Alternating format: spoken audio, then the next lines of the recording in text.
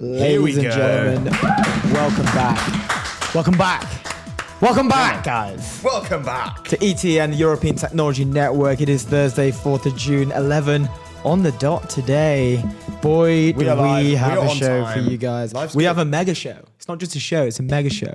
The difference between a show and a mega show is that we have 11 guests. Normally we have about 6. Yeah.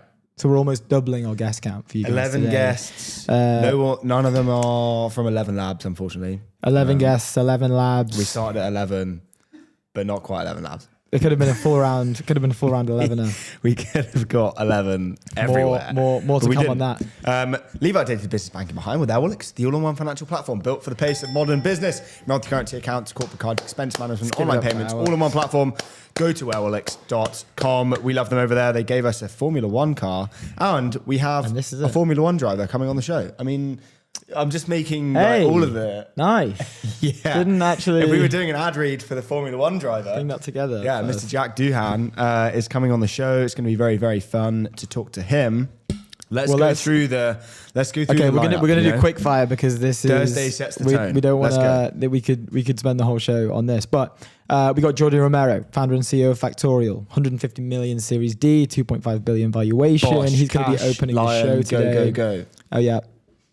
Nice little roar for Jordi because he's roaring away. We got Roozbeh Charli, CEO of Einride, ticker ENRD, coming on to talk about EV. We got Rowland Manthorpe over there at Sky News from the dark side, from the legacy media side. Sky News is joining ETN. Very exciting. Rowland writes a lot about AI in London, cybersecurity, ethics and policy. He had a great Substack article around the ethics around Anthropic. We're going to be digging into him about all that. We're also going to look at the traditional media views when looking at tech. How are they writing about tech? How are they thinking about tech? What are we seeing in legacy media, specifically in the UK, but also across Europe in general?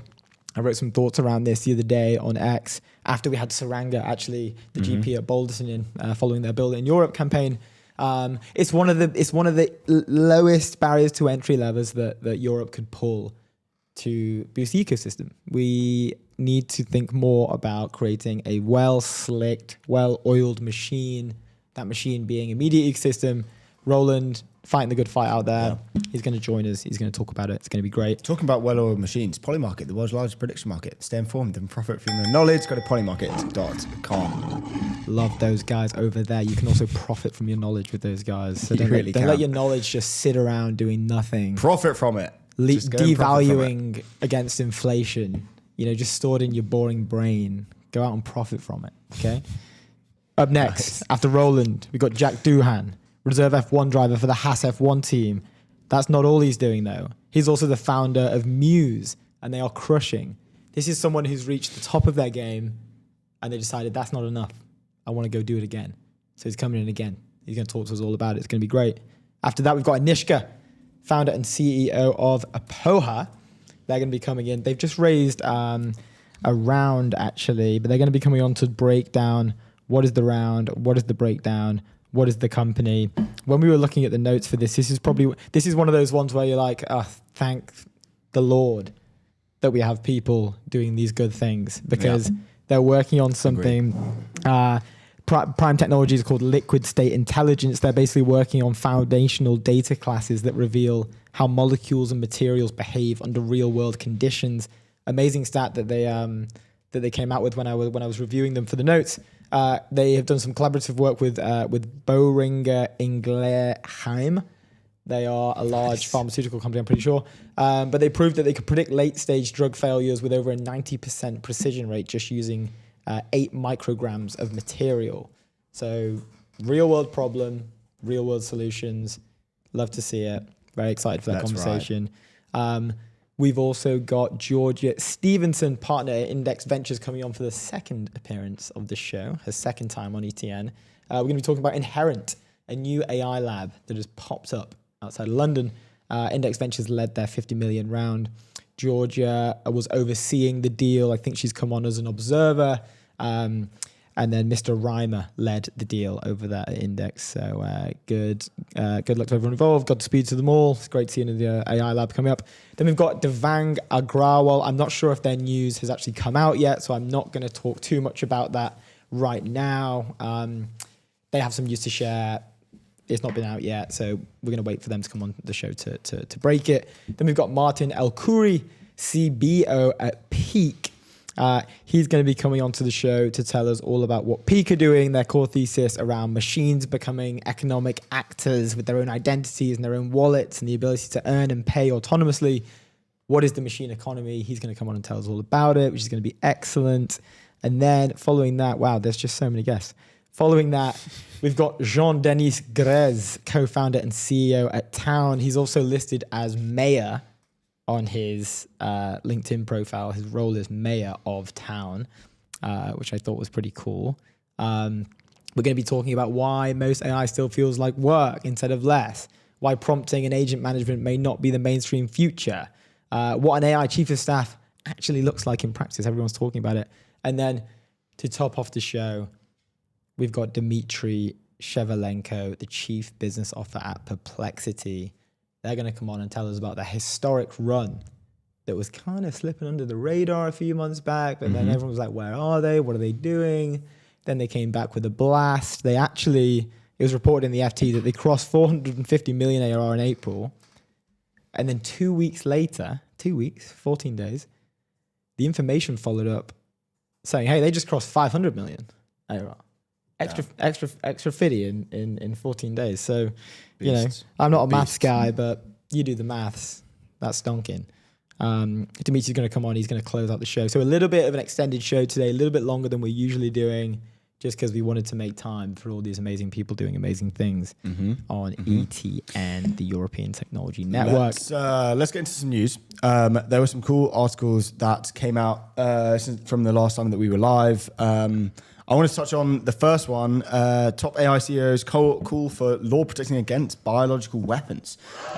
Super interesting article from the Wall Street Journal that came out yesterday. Let me read through it. So this is from Washington. Top artificial intelligence executives are joining security experts in calling for Congress to protect against biological threats posed by AI, adding to growing pressure on lawmakers to address the technology's risks. Three major chief executive officers, OpenAI Sam Altman, Anthropic's Dario Amodei, and Demis Hassabis at Google DeepMind AI Lab. Three horsemen of the apocalypse. They are the three horsemen. Are among the signatories of a letter urging Congress to require safeguards when companies order synthetic DNA and RNA, a key step in developing certain vaccines and biotech breakthroughs.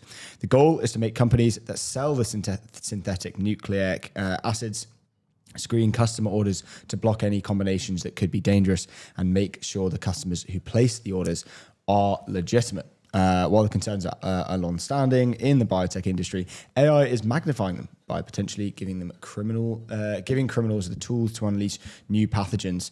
And just to finish off, this was a quote. It says, from the letter, it says, AI systems are improving rapidly, and alongside incredible benefits to science and medicine, there is a real possibility that the knowledge barriers which have historically prevented bad actors from obtaining biological weapons will meaningfully erode, the letter says.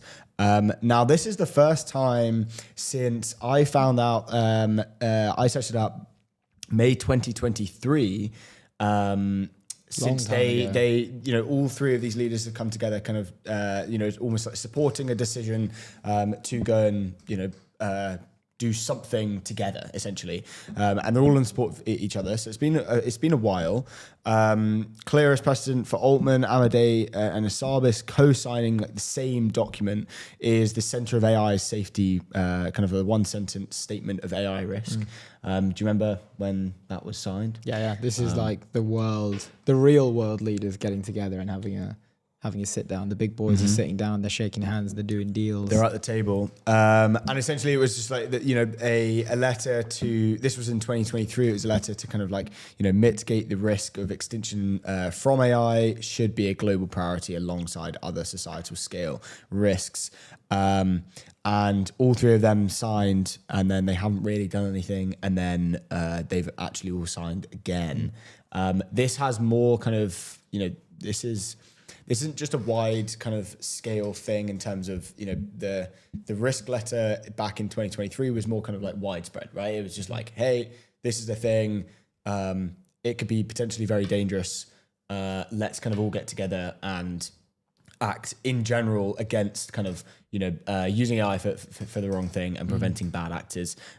Just general risk mitigation. This, example is more, or this letter that's just been signed is more of a kind of, specific, narrow legislative kind of like mechanism, essentially.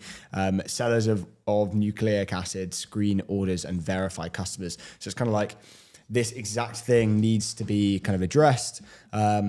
And that's probably why they've all kind of, this is the first time since they've signed something together like this, because it is so specific and obviously, so very, potentially harmful if, something isn't put in place, essentially. I feel like we'll see like more of this.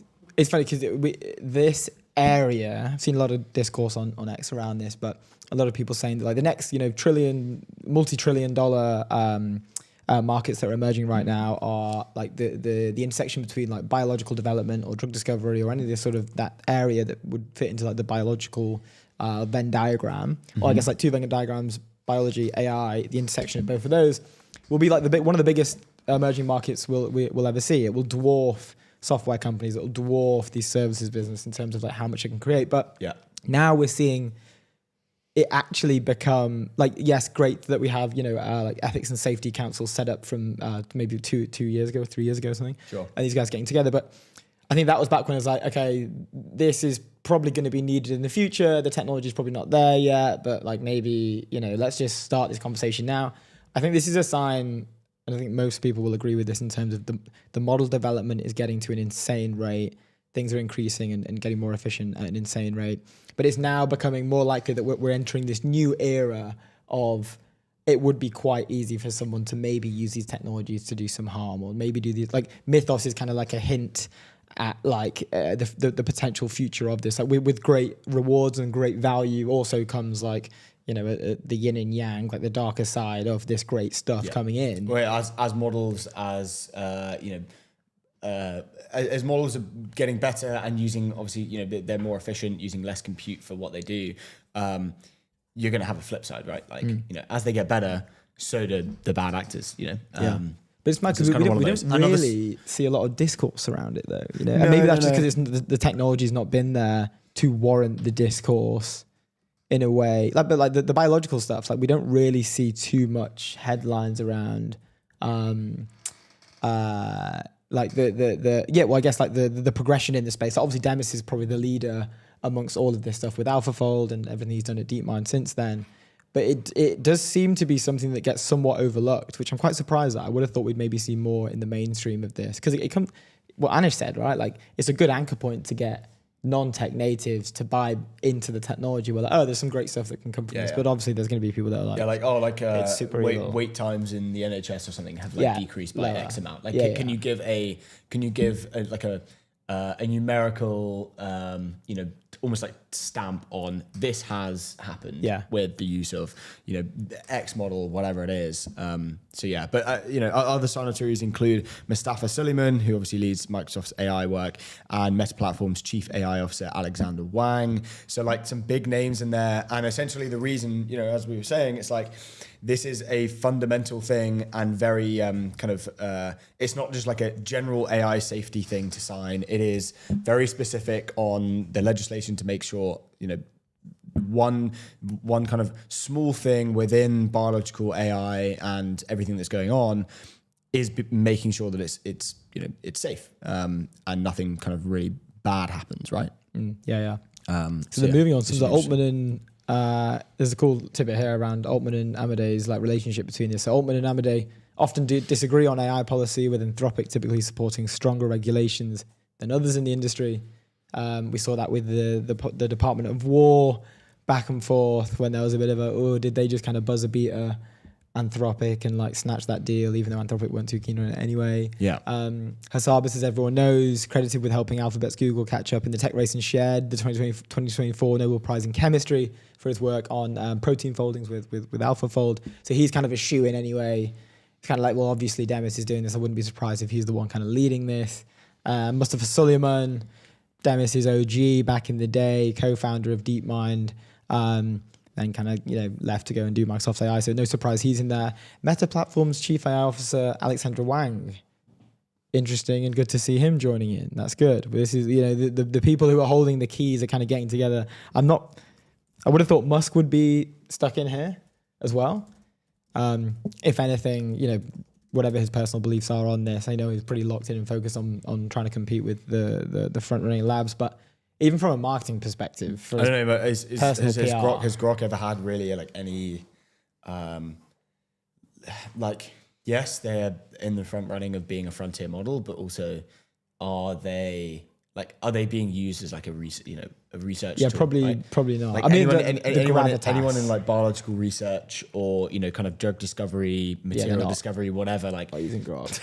No one's on Grok. People are on Grok to understand. I don't know I don't know why people are on. I don't know why people are on Grok either. I have never used. I think I have used Grok. I do use Grok every now and again. Image generation. I just don't ever use it. I don't know what. Fair. I don't know what the use cases are for. I mean, the new video generation model was actually pretty impressive, to be fair. But I think I've made a few images. I think I've used its image model a little bit, but I would have thought he'd get stuck in. Maybe he's tried and they were like, no, sorry. But I would have thought he'd get stuck in from a PR perspective. I'm actually a good guy. I'm trying to help out with this whole. I'm actually a good guy. Biological stuff. But yeah, it's nice to see people are now. Well, it's nice and also interesting to see that this is now becoming a part of the AI race that people have to actually stop and think about and be like, okay, well, that's what I was saying. It's the first time they've all come together and signed something in collaboration. Even this year, right? For example, we're halfway through the year. This year has all been about. Them almost doing different things, them thinking about different things and kind of being on either side of the race. And, it's been almost 3 years since they signed something all together. So you can see the scale of why this is so big, essentially. Yeah. I wonder if they ever talk. Yeah, 100%. Do you think? 100%. But we remember when Sam and Dario were on stage and everyone did the arm in the air thing and holding the hands. Oh yeah, Sam and Dario, yeah. But Sam and Dario weren't holding hands. They definitely don't chat for sure. Yeah, Dario and Demis will chat. Yeah. Sam's kind of like that middle child that's kind of just out of the game. And then Musk is just. Musk just does what he wants. Not even in the game. Yeah. So he probably doesn't want to chat. I think maybe. I mean, they used to chat. I mean, they are suing each other now, so that's. Well, that lawsuit has ended, but... Well, they chat in a courtroom, but that's probably the extent of it. Yeah, lawyers are used as intermediaries for their conversations. Indeed. Anyway, let's move on. Framer, build better sites faster, the all-in-one platform where enterprise teams design, build and ship production-ready websites, no dev handoff, no bottlenecks, no creative compromises. Go to framer.com/ETN. This was an interesting story from Bloomberg. Revolut founder is building a launch pad for a $76 billion fortune. Super interesting. Let's kind of dive in. So we're getting, I can do the article. Can you get it up? We're getting some billionaires in the UK. Le billionaires. Finally. So this was a really good breakdown of what's going on with Revolut and Nick. Essentially, so I'm struggling to get it up. They've basically tied his pay package to a very Musk-like pay package, essentially. So they've set and remembering Musk's pay package, I think it went viral recently. I can't remember exactly when it went viral, but it was maybe a month ago or something.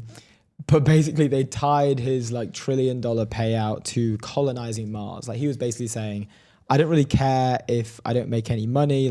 You can tie my payout to this insanely unlikely outcome, and it's a win-win, right? I'm gonna get all this money, but I only get it if we colonize Mars with at least, I think it was something like he gave a specific number of people. But this one's more focused on Nick, and everyone knows he's a very intense founder, right? We've heard multiple stories from people. Has he moved back from Dubai, by the way? don't know. I don't think he has. I know. There was big news back. I think it was last year. He obviously moved his estate and his tax residency away from the UK and over to Dubai. That was big because everyone was like, "Oh, all this money is leaving the UK," which is like super fair. Yeah. Well, it was like kind of divided. Classic kind of division of hey, like. Yeah, tax the rich, get them out. Let's he's gone. Get all the money out of this country. Yeah. Let's just eat bread and porridge. Seems to be the argument of the other side. So Revolut founder is building a launch pad for $76 billion fortune. CEO Nick Storonsky turned a scrappy startup into a fintech juggernaut. Are you sharing your screen? Can we just appreciate this image, by the way? I'm not sharing. Can we share? Is that possible? I don't think so, no. Not for this one. Okay, fair. Well, it's like go and look at the article. It's titled "Revolut founder is building a launch pad for a $76 billion fortune," but it's kind of like he's got like a weird wavy thing behind him, and he's all like grayed out, which looks pretty cool. Trippy acid look for Nick. It's pretty sick. I like it. But let's dive into the story. So in 2015, Nikolai Stronsky used $500,000 he'd earned as a derivatives trader at Lehman Brothers and Credit Suisse to launch a startup intended to supplant the giants of global finance. We want to replace banks. Simple as that. The former competitive swimmer. I did not know that. I did not know that. Former competitive swimmer? Why do they always like... These like high level operators, they always got something going on. They always find... They always like I don't know... I'm trying to think of another one. I remember seeing it as something like the net worth of people who've completed Ironmans is like considerably higher than your average like person. Like the density of because it's so expensive and like most people probably don't have time to be trading for Ironman. So it's kind of like made it. Also, so this was a thing from. Who's that founder? Who's the guy that created Lemlist? The French guy. Guillaume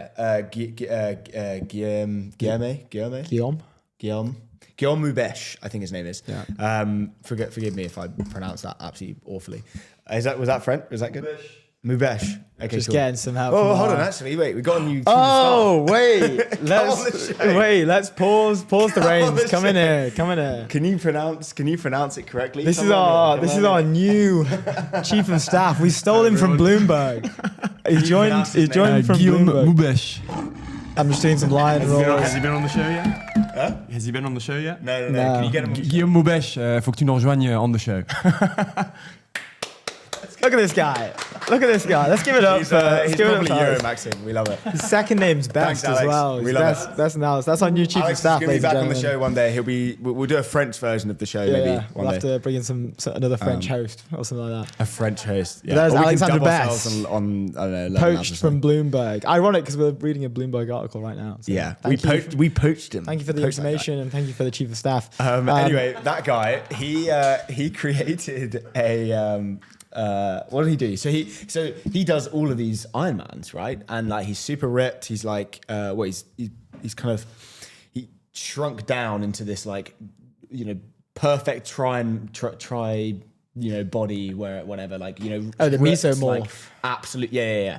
And could like probably weighs like 65 kilos now. Vibe. Okay. And he's obviously done very very well in his business. I think he hired in a CEO of Lemlist.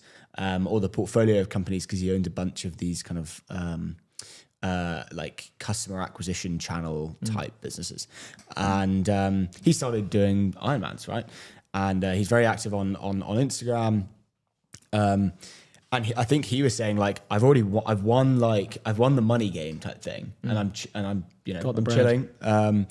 And I'm kind of happy doing having that. I don't necessarily need to go and win that game again. Mm-hmm. Some people want to go and do that, but if they don't, what's the only other big thing that you want to go and kind of succeed at? Or the only way that you can kind of find that, that raw, competitiveness and all that kind of stuff is physically physically challenging yourself. And so you see all of these ex-founders, CEOs who maybe have sold the business or whatever, they go and do these challenges because it's another way to kind of like find that stimulant. Yeah, find the rush, find the hit. Exactly. Yeah, I love it. Exactly. And it's a similar thing for ex-drug addicts as well.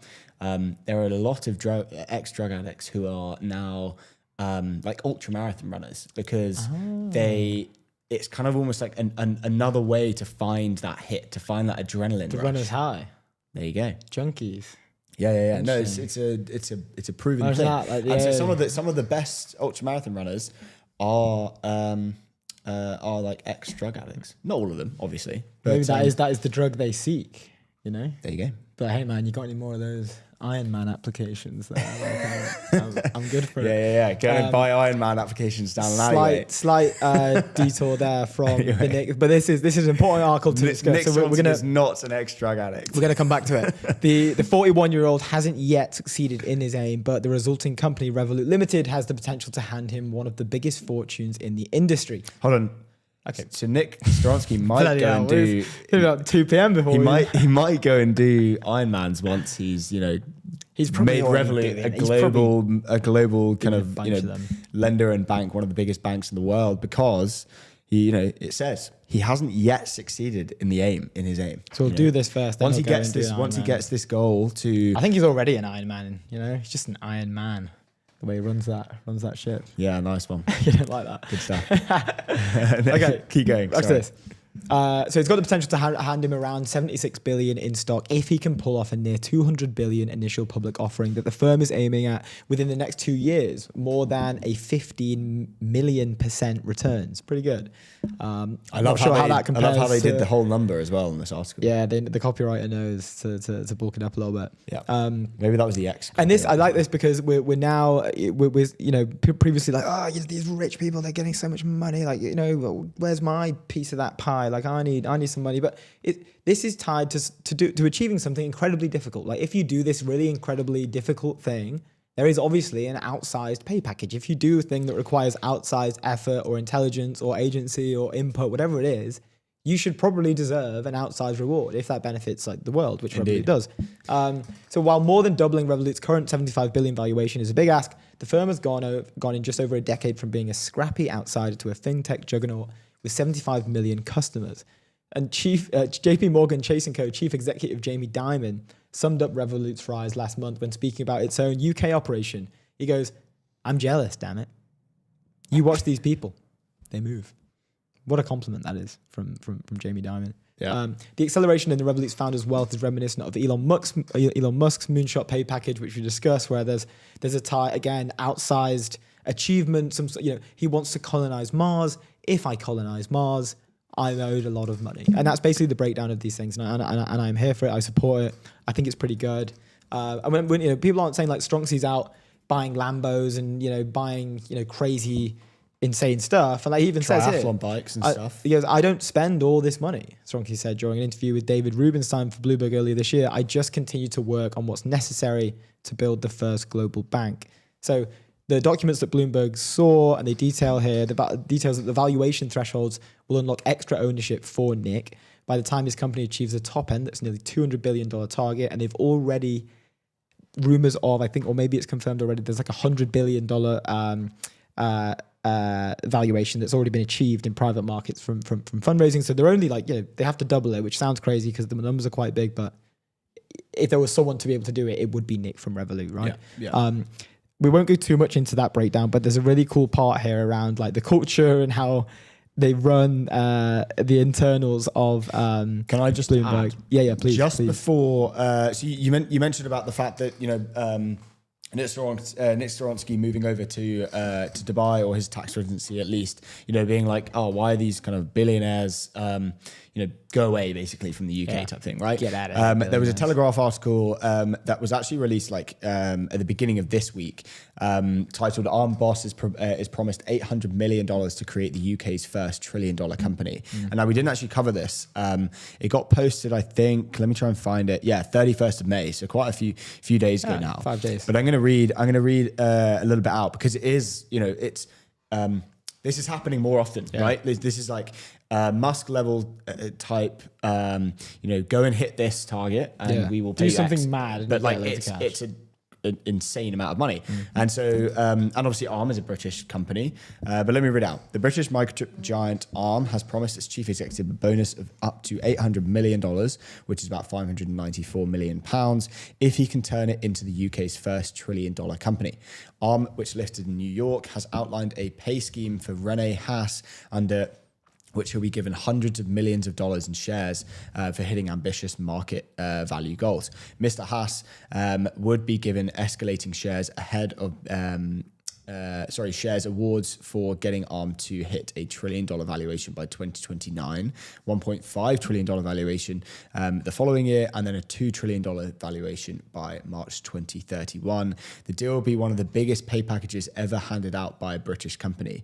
It comes amid an AI stock market boom, with two more semiconductor companies, SK Hynix and Micron, big up those two, joining the $1 trillion club last week. Cambridge headquartered Arm, founded in 1990, was listed in London before it sold to Japan's SoftBank for £24 billion in 2016. At the time, critics accused Theresa May's government of allowing foreign investors to buy Britain's most valuable tech company. But then it was later listed on the NASDAQ, and it's now valued at $360 billion, more than HSBC, the FTSE 100's most valuable company, easily. And so, there's not necessarily a shift. CEOs have always been given, targets to hit and bonuses to hit, but it's more just the scale of these bonuses and the fact that they're kind of almost out in the open, right?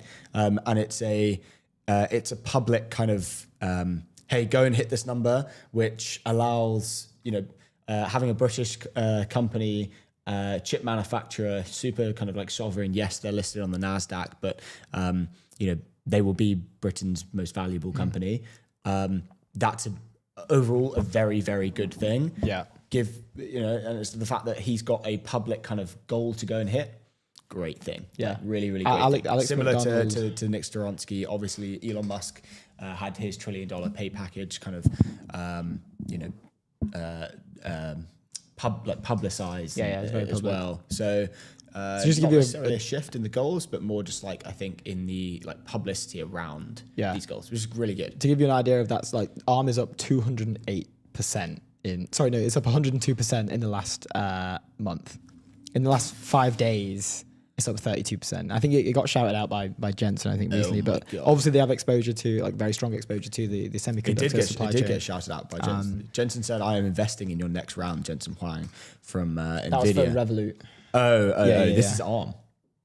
What? This is Arm you're talking about? Yeah, I'm sorry, I'm talking about Arm. Their stock is up 102% in the last 30 days.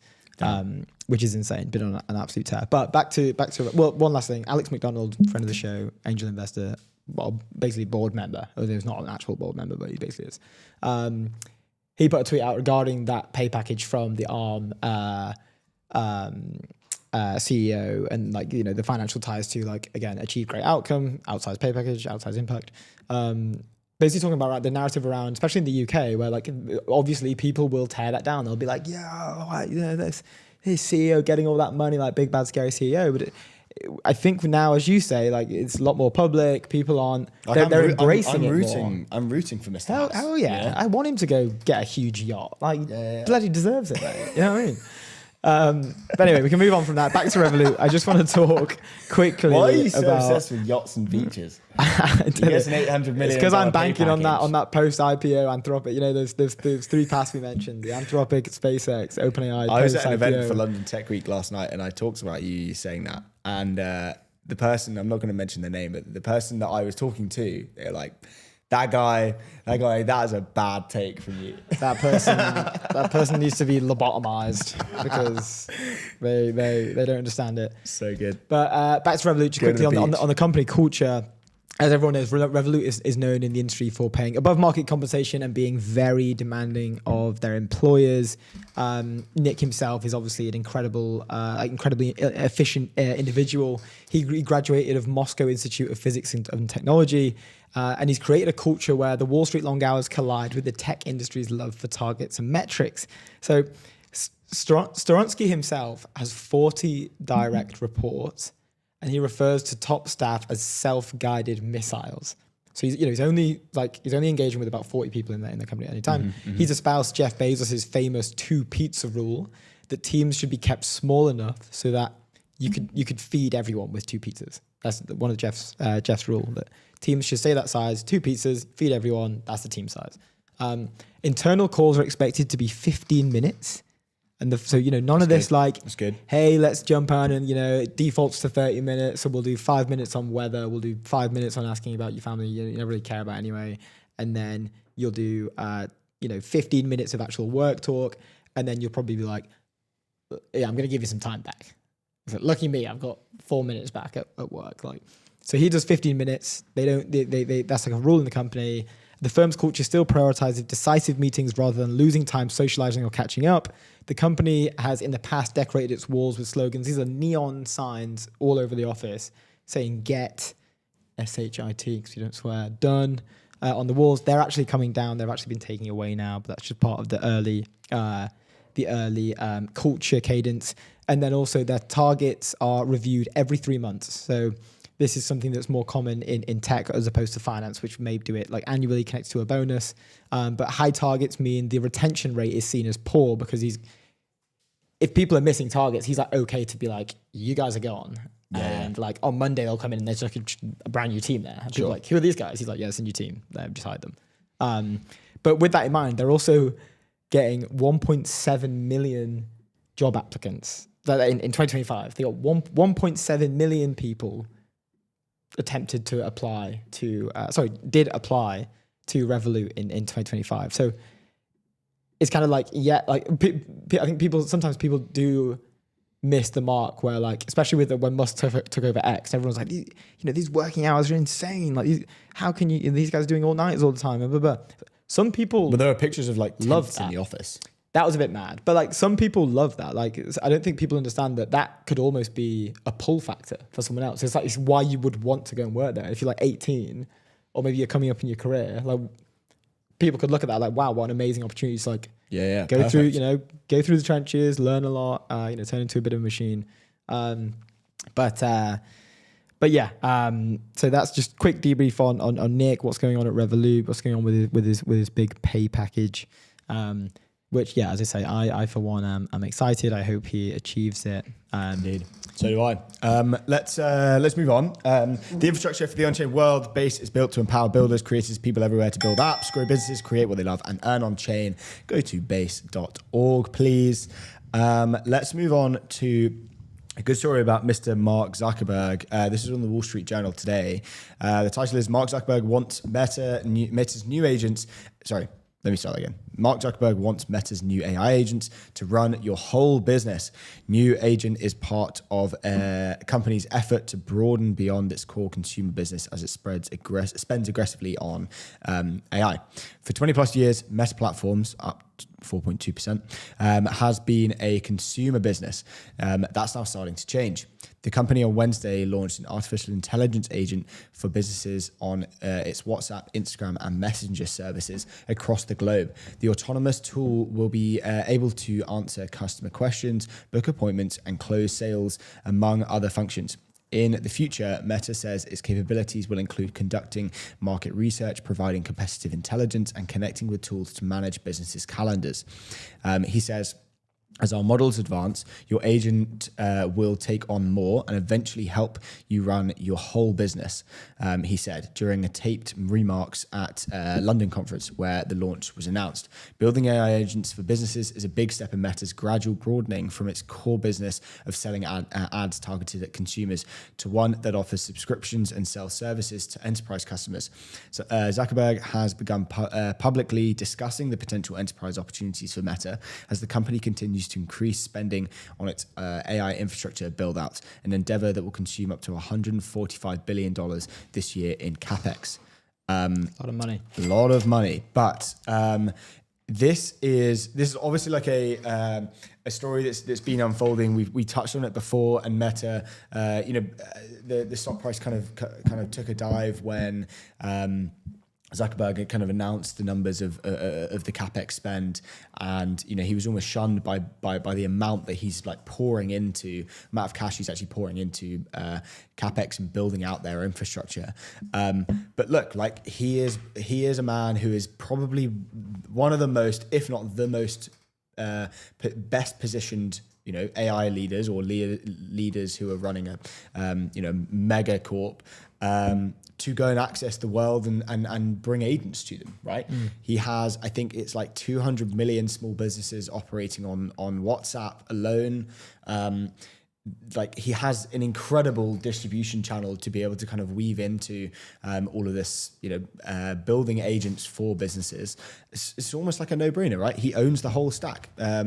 He says, as our models advance, your agent will take on more and eventually help you run your whole business, which is good. And he's, slowly kind of diversifying away, maybe quicker than his investors would want to know. I mean, the investors look very, very closely at like daily active users, of which he has, I think it's like just over 2 billion users or something nuts on just all Meta platforms. It's definitely in the billions. And they look very closely on the ups and the downs and what happens and who's, whether that is going up or down. But he is diversifying away from that and building the infrastructure. And now it's kind of going into not just selling his own agents. So the agents are free at the moment. I think he will eventually. I think the article says he'll eventually kind of start selling this and creating some form of kind of subscription service for businesses to go and buy and build on top of Meta platforms. But he's also now looking at selling compute. So they might go and build out more. And he says we're actively getting more and more customers come to us and say, hey, we want we want to just buy compute off you. Can we integrate into your API and directly buy compute instead of kind of using the agents? And he says, look, not at the moment, but like if we build too broadly, we have that other business model that we can just tap into. And he's already built one of the best ads businesses in the world, if not the best in the world, maybe bar Google. But I'm extremely bullish on where they're taking, and the fact that he announced it in London as well, just kind of nice cherry on top. Congrats to Mark Zuckerberg. You will come on the show soon. One day we'll have the Zuck on. I feel that when I look at like their rollout, I feel like they're probably best poised to capture. I just can't fathom why. Like consumer and SMB, yeah. I think enterprise, because they already have the infrastructure for that, right? Like, yeah, but dude, the SMB, like, think about the UK. I think we talked about this on Tuesday, right? The SME market runs the UK. Like most UK businesses are SMEs. Most infrastructure and just general build out of software and technology is going towards SMEs. That's where most money is being poured into. Yeah. Because they're the largest buyer of, say software or probably AI agents. Like enterprise for sure, like a very, very important thing to go and build. But I don't know. I think they are. I'm so bullish on Meta and where they can go and take it. Yeah. It's just an execution in my eyes, and Mark Zuckerberg is the best executor on the planet as a founder. Yeah, I think they are very strongly positioned for consumer. I mean, I think it's connected to like WhatsApp, Instagram. Yeah, I can't understand why investors are bearish on. I don't know if they are bearish. Yeah, but it just seems so volatile. It's like numbers go down on daily active users or usage of one of the products, and there's a sell-off, and I can't understand why. Just like hold that thing, because I think it's going to go to the moon. Hold that bad boy. Meta's core ads business is still booming, but number of daily active users, a closely watched metric for investors. How many is it? Recently declined sequentially. Oh dear. For the first time since Meta started reporting it in 2019, after its stock took a hit on the news that it would spend even more money than previously anticipated on data centers. I don't like that was unfortunate though when they all released it was like that mega earnings day when like Microsoft, Facebook, Google, and I think maybe Amazon as well all released earnings in the same week or the same day. I can't remember which one, but it was only Google that popped. Like they all had insane capex spend, which had all increased. They all beat earnings, but it was only Google's stock that that jumped. Everyone else's like took a slight tank. But yeah, I mean, like recap, like very well positioned for the consumer market. Looks like they're doing some great work with SMBs as well. They do mention that there is a plan to maybe start looking at enterprise. Yeah, building agents for businesses is a big step in Meta's gradual broadening for its core business of selling ads targeted to at consumers to one that offers subscriptions and sell services to enterprise customers. Zuckerberg has begun publicly discussing the potential enterprise opportunities for Meta as the company continues to increase its AI infrastructure build out. So there's just like, well, I think that'll be everything is pointing in the right direction for that company to just like really own the SME market and take a lot of market share with enterprise as well. So it's very, very exciting. We have our next guest on. Before we do that, MetaView, AI agents for winning teams, the agentic recruiting platform built for radically efficient hiring, end-to-end, source, engage, and hire better with agents that truly get your brief. Go to metaview.ai. I think we have our first guest for the show. Jordi. We got Jordi coming in with some huge news. Jordi, welcome to the European Technology Network. How are you? Thank you. I'm doing very well. How about you guys? Yeah, we're good. We're good. Thanks for joining us.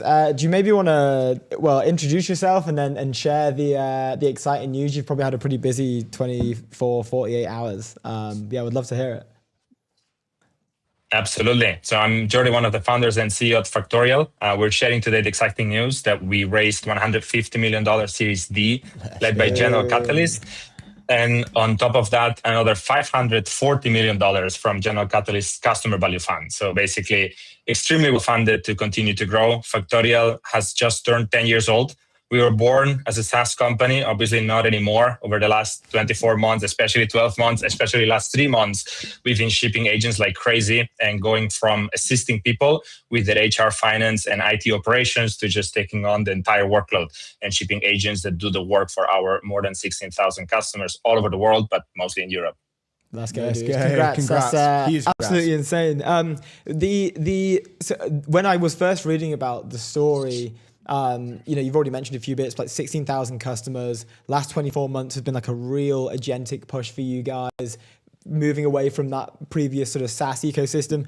It reminded me of the guys at Intercom, where like they I think like Des and co were kind of famous for like betting the company on a pivot away from what their traditional business was to capture the value of what's coming in the future. Can you maybe just talk us a little bit through this decision to go and pursue the agentic world? Because like 16,000 customers, that's not a small amount of customers. That's a lot of customers. So, how did you guys think about doing this operationally? What was the thinking here? Would love to dig into it. Yeah. No, and it's one of these things where being small is an advantage. And we are 1,700 people in the company with a ton of customers, a lot of users, a lot of investors. So definitely we spent, I would say the last 3-ish years playing with every new model, putting it in the product, putting it in the hands of customers and trying to understand if this is just a proof of concept or if it's really like changing their lives. And I would say that the acceleration was first big milestone last summer. When we start experiencing Cloud Code, we start experiencing them with Codex and these full agentic behaviors. And then we do our own version of that. But instead of coding, it's writing your HR policies, or it's automatically approving all of your finance operations workflows, or it's automatically managing the schedules and the shifts of your employees. And then like every new harness, every new open source project, every new model iteration that keeps coming, we realize like, okay, this is real. And as you said, there is a moment of betting the farm and literally going in front of the company and saying, okay, we don't care about the SaaS anymore. We just turned 10. Last year, we announced crossing 100 million ARR. We accelerated growth rate. We don't care about none of that. That one's in the past, pat in the back. We did it. We succeeded in SaaS, and now we're killing the SaaS company. And we're being born again, and we're only shipping agents. We're only doing everything with like full native AI operations internally in customer support, in sales, SDR, AE, partners functions, the whole thing. So it's been a very intense, last 12 months, but especially this year. I have the feeling that literally the earth is spinning a bit faster and faster and faster. And I'm ready for Christmas, and it's not even summer. Well, this is kind of Christmas came early, I guess. With have a nice summer break maybe, and go to Saint-Tropez and have a nice Have a nice maybe weekend. Euromax for a couple months. No. maybe. Probably No. not after Euromax 365 days a year, but not that way. Let's go, dude. I love it. I wanted to ask just a very kind of, I guess, candid question. Like, how the hell do you just go and reset the product and the whole, rebuild the architecture? Like, what does that even look like on day one? You come back into the office after bringing the whole company together and saying, hey, look, we're going to, pat on the back, let's go move on. What does day one look like there? Yeah, so it is a process. It's not like from one day to the other, I can point in the calendar and say, that's the day that everybody at Factorial was like AI pilled. It starts with a small group, like, our CTO, a handful of rogue developers that they're supposed to be fixing bugs and shipping old roadmap. And instead of doing that, they're building agents and they're kind of disrupting the entire process of how the user is supposed to use the product. They're figuring out the problems in the database that is not agent ready. It's not optimal. The APIs, like all of the underlying infrastructure that we had was not friendly to agents, and they just start fixing that because that's what they think is the right thing to do. And people start copying them. And then obviously what we do is we detect these people, we promote them, we authorize them to do that full time and with a few of their colleagues, and then we give them more budget, we give them more responsibility, and then we look at the other teams as like, okay, do what these guys are doing. Same thing happened in our SDR. At Factorial, we have hundreds of SDRs. We have, hundreds of account executives. And then some of them organically started automating the way that they go to market, the way that they filter or screen the leads, the way that they warm up the conversations, the way they prioritize a small company versus a larger company with AI. And they did that on their own, literally paying out of pocket for a Claude license or, some 11 Labs subscription. And they just, build their own hacking infrastructure. And then we spot these people, we promote them, we give them resources, we give them budget, and then we give them the authority to do that for everybody else. So I would say that, organically you spot talent, you give them challenge, and then you reward it. And, over the course of the last few months, the organizations has changed because the people that were hacking their way into improving the user experience with AI, as well as improving the overall company efficiency with AI, they've been growing and they've been put in the spotlight. Yeah, what a great answer, because you can see like in the in our little bubble that we kind of sit in, you see the layoffs in kind of larger tech companies saying, hey, I've laid off 15% of our company to go and focus on AI.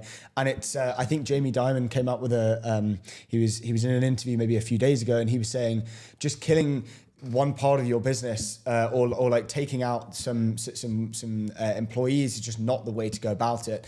And you've explained like a way that you guys organically went to go and find the people that were most AGI pilled, and you lean heavily into them, and then eventually like more people kind of follow, and that's how you've done it. What's your take on this whole kind of big change and shift away from or into AI and taking out a bunch of employees? Like, what is your take on that whole thing? I'm very strongly against that. I think that, AI allows people to do more, which makes people more valuable, which makes me want to have more people, not fewer people. It is true that a large team is overheads and it's a communications challenge, and, keeping the culture and the velocity and the intensity with 1,700 people is way harder than when we were 20, 30, 40 people. But the fact that some of our team members, not all of them yet, but some of our team members multiply their productivity because of AI makes me want to have more of those. So, we're not the same 1,700 people that we were months ago. We're actually more people. So the headcount is growing, and we're leaning towards the people that we believe can do 300, 500, 200 times what we could do per human, like just 1 year ago now. So I actually am aligned with Jamie on that sense of, I don't think AI is going to mean a massive disruption in the labor market in terms of nobody will have a job anymore. There is a challenge on learning how to take advantage of these products and these technologies, and we assume this responsibility.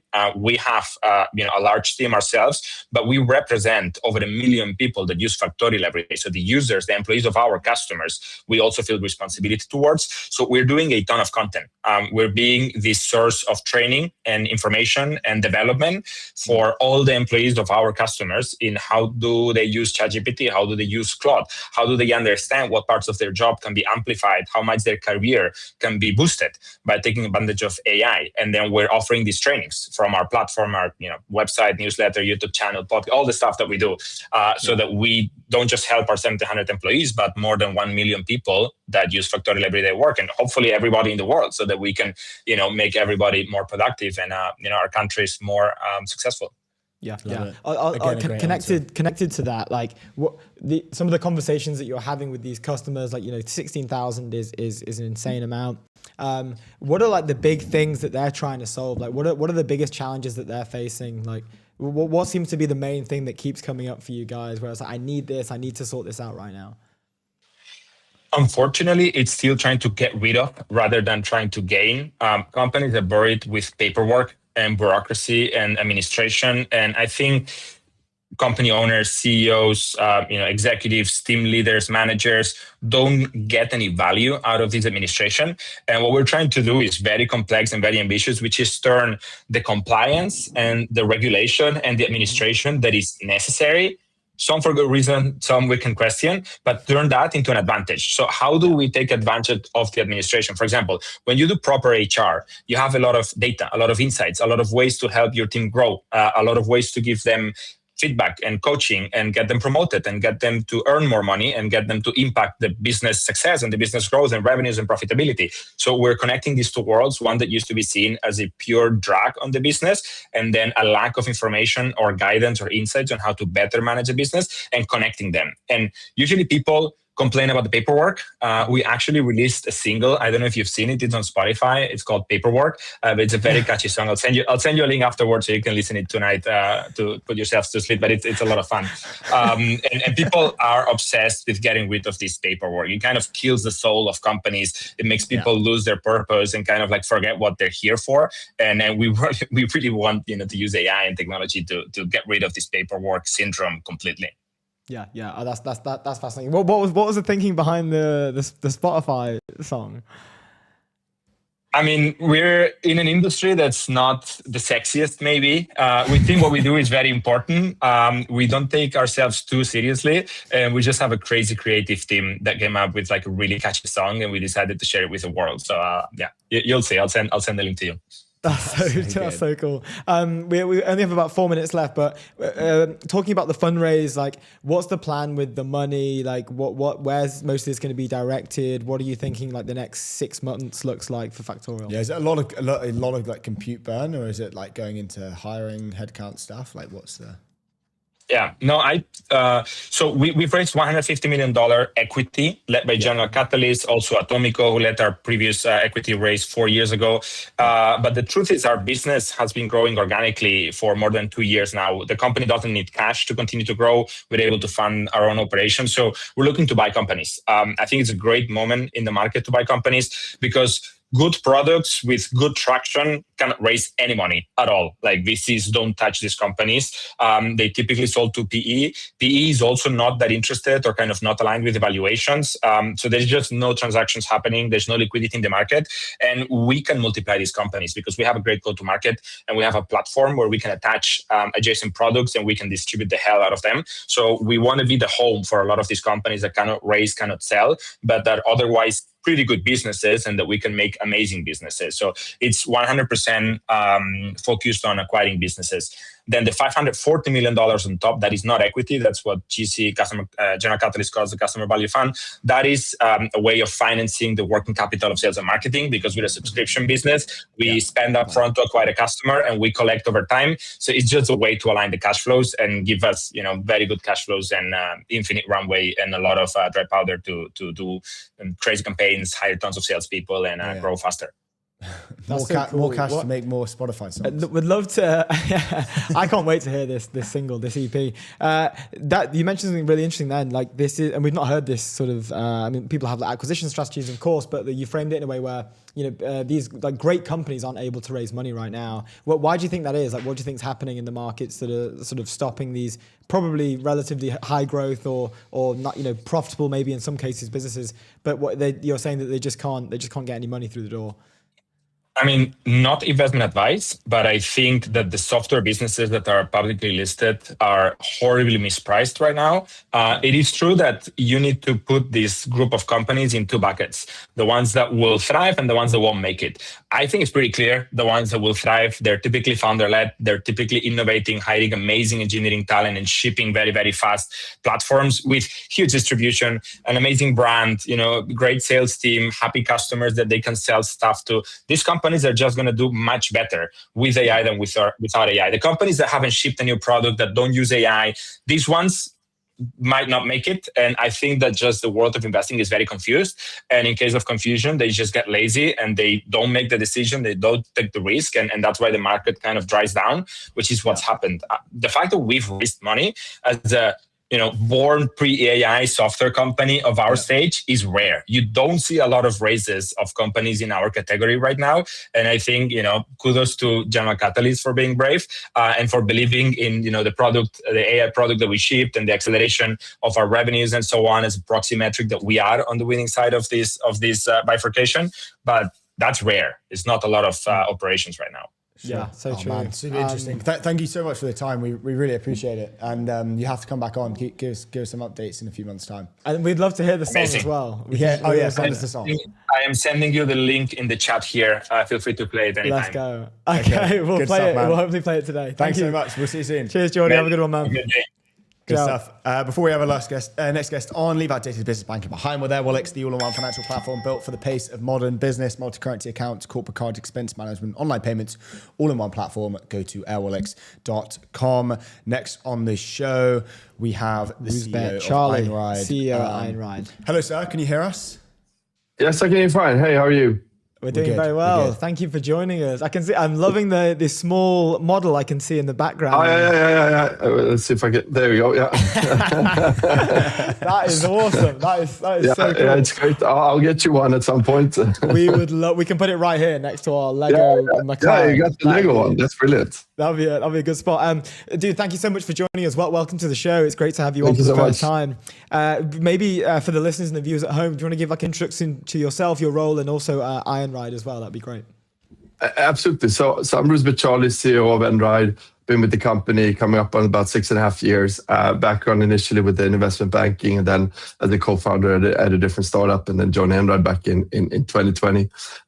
So Einride, if I give you the sort of the 45-second version, at the core, we're a technology platform that enables our customers, who are some of the world's largest shippers, so transport buyers, to transition their fleets into electric and autonomous. And we do that through the deployment of our software platform. That's the sort of brain of the operations, if you will, that enable us to make that transition happen for the customers in a cost efficient way. And then we actually deploy and operate transport capacity for them, either through our electric trucks or our autonomous vehicles. The one similar to a bigger version of what you see here behind me. That one would maybe a bit small for a human to get. Yeah, it came very small, but so we got bigger versions as well.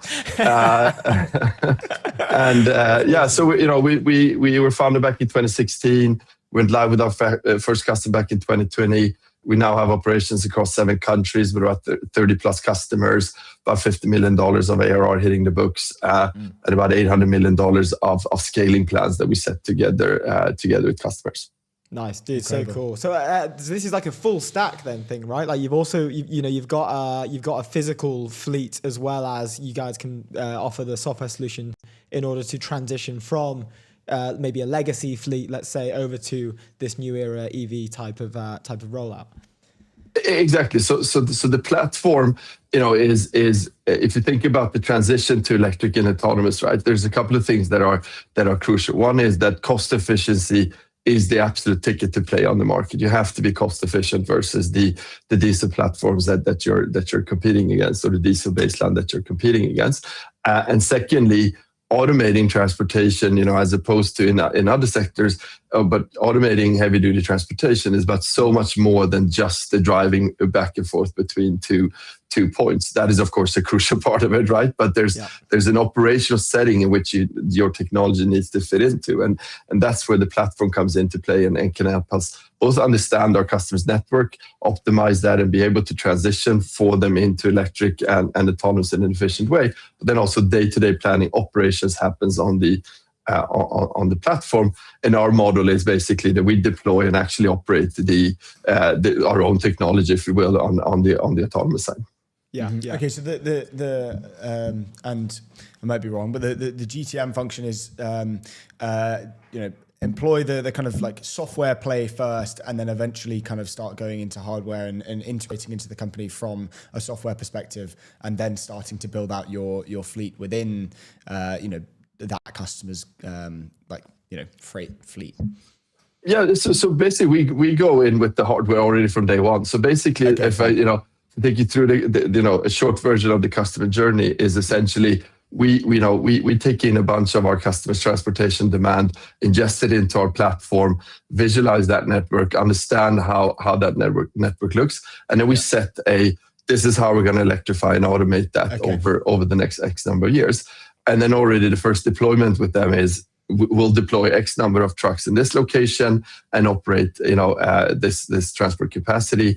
And then as a next step, we'll do this, and the next step we'll take the next step. So from day one, we're operating the transport capacity for them. Yeah. And how fast do these customers want to move? Are they, are they thinking this is almost a bit of a kind of nice to have at the moment, and they're looking kind of 10 years in the future? Or are they saying this is a pretty integral part of making sure that we are cost effective in the next kind of 1 to 2 years? So I would say it's definitely, we have about 30 customers today, and I would say almost every single one of those customers have, beyond that first initial deployments, have continued to scale with us. And ultimately, as you mentioned, ultimately this is about how do we create the most cost-efficient solution for the customers using both our platform and our autonomous and electric technology. So from the customer's perspective, this is a sort of the beginning of a scaling journey together with us. Then of course, it's real world assets, right? Going into the physical world, you're going into an operational setting. So it is also about proving, continuously proving that you can continue to deliver and keep, maintain extremely high SLAs as we've been able to do, and then continue scaling with the customers. Really cool. And what's like the appetite, I guess, or like the narrative around autonomous vehicles? For these types of freight, we're seeing early use cases already of, we think about Wave, we think about Waymo. I've been in a Waymo. I've had the pleasure of doing that when I was in SF. They haven't rolled out in London yet, and it was a great experience. It was really good. It was, it worked perfectly. I had no notes. Yeah, for the consumer side, it's like, it's kind of rolling on. But so what in enterprise? I guess, within the world of freight, how are the the CEOs of these companies who are shipping insane amount of volume across the globe? How are they thinking about AV? Well, I think, you're absolutely right that, the development on the robotaxi side over the past few years has really, especially in the US where it has really started happening at scale in certain cities. I was in Austin myself this weekend and rode in one of the Waymos. So, what that is doing is that it's creating a sort of legal frameworks and spilling also into the freight side. The communities are getting used to the technology. The regulators getting used to the technology. We've been able to work really well with the state legislator in different states in the US. We've got autonomous deployments in the 4 different states, for example. So it is, it's definitely having a positive effect into the freight side as well, coming in from the robotaxi side.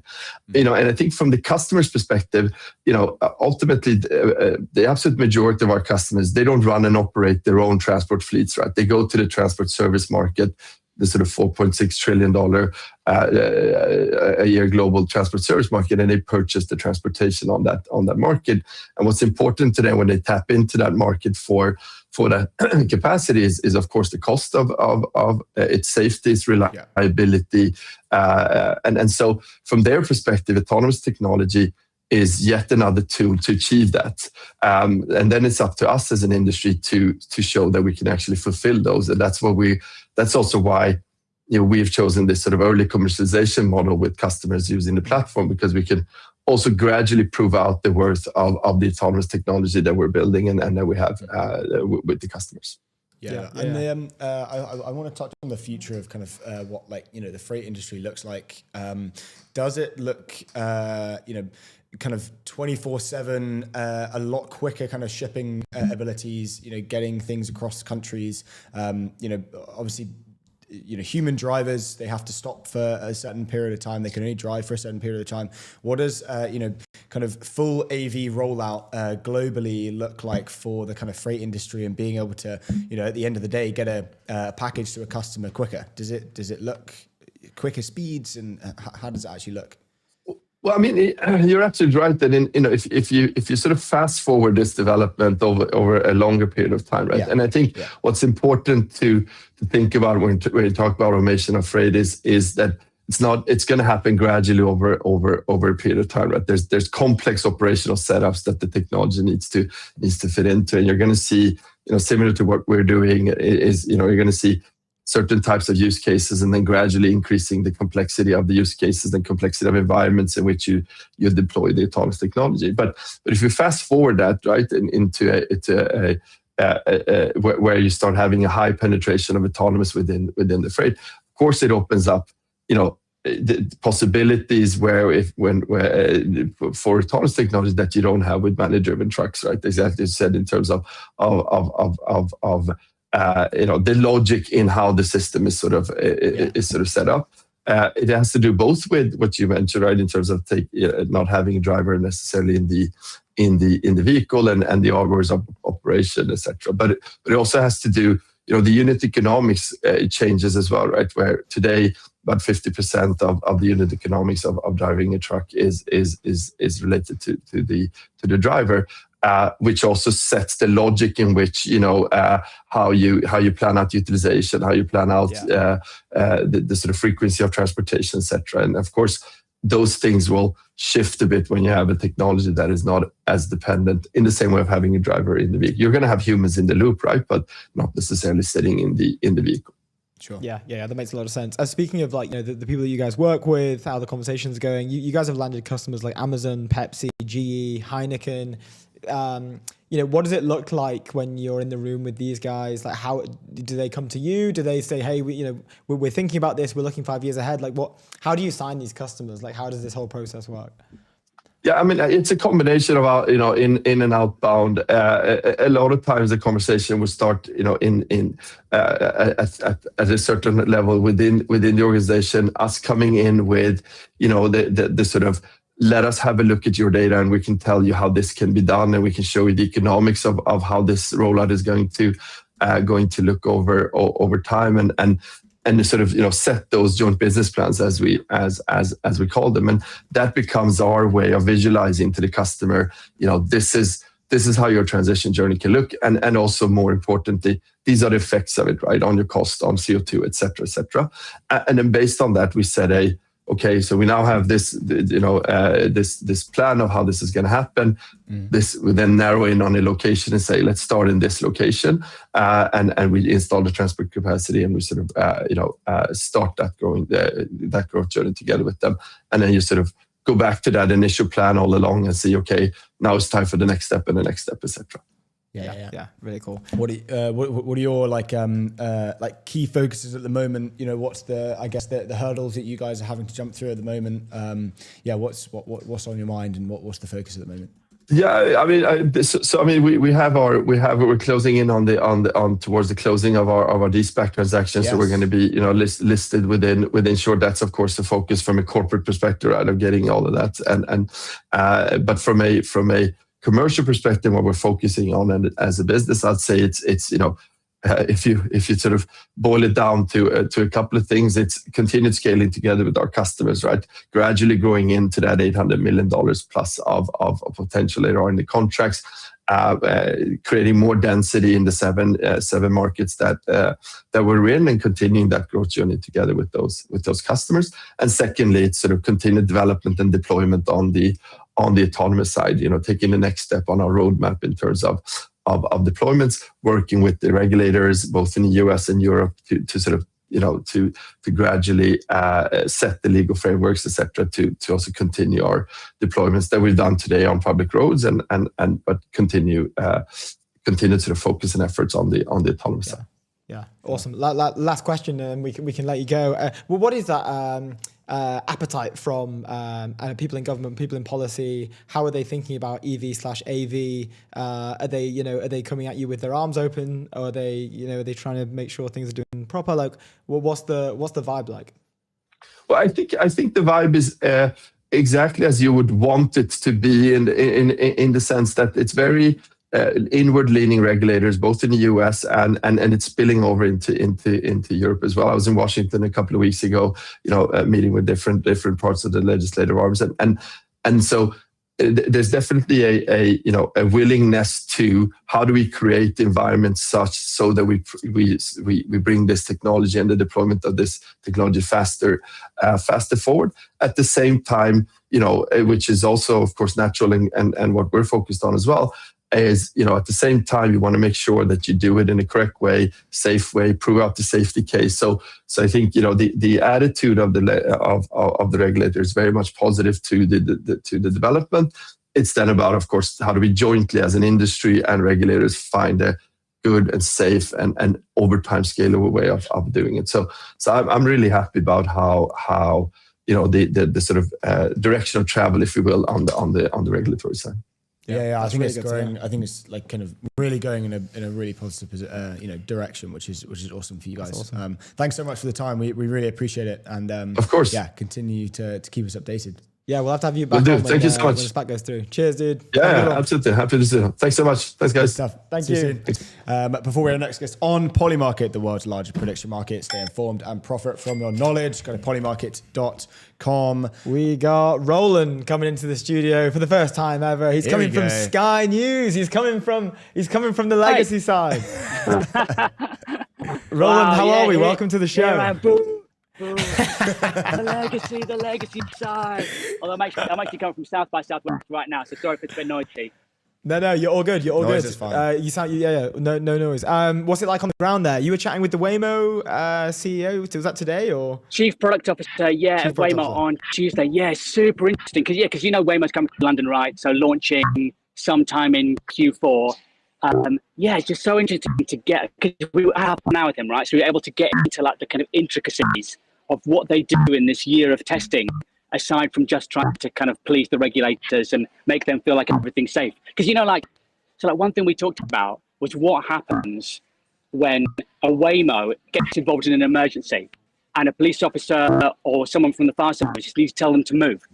How do they arrange it so that the Waymo just isn't stuck there in the middle of this? And like all those little details. Yeah, super interesting. Wow, it's insane. So we're just getting a bit of feedback from our producer. Can you remove your headphones? Can we try headphones out? I think some of course, if you like to hear us. Let's go for it. Let's just give it a whirl. We're getting a bit.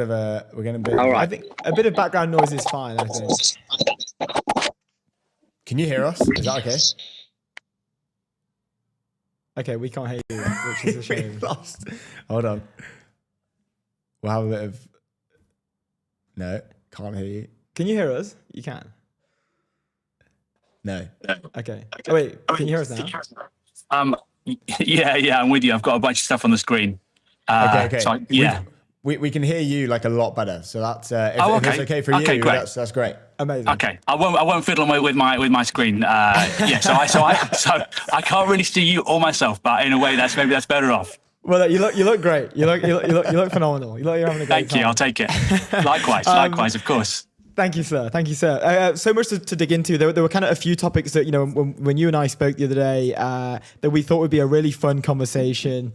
One of them was around this sort of ethical AI debate. Anthropic was kind of at the center of it. You and I had a back and forth around, they had almost won the consumer market. Maybe OpenAI dropped the ball a little bit just from a narrative perspective, especially those maybe who aren't tech native. But yeah, would love to hear your thoughts and your thesis around like this ethical AI space right now and Anthropic sitting within that as well.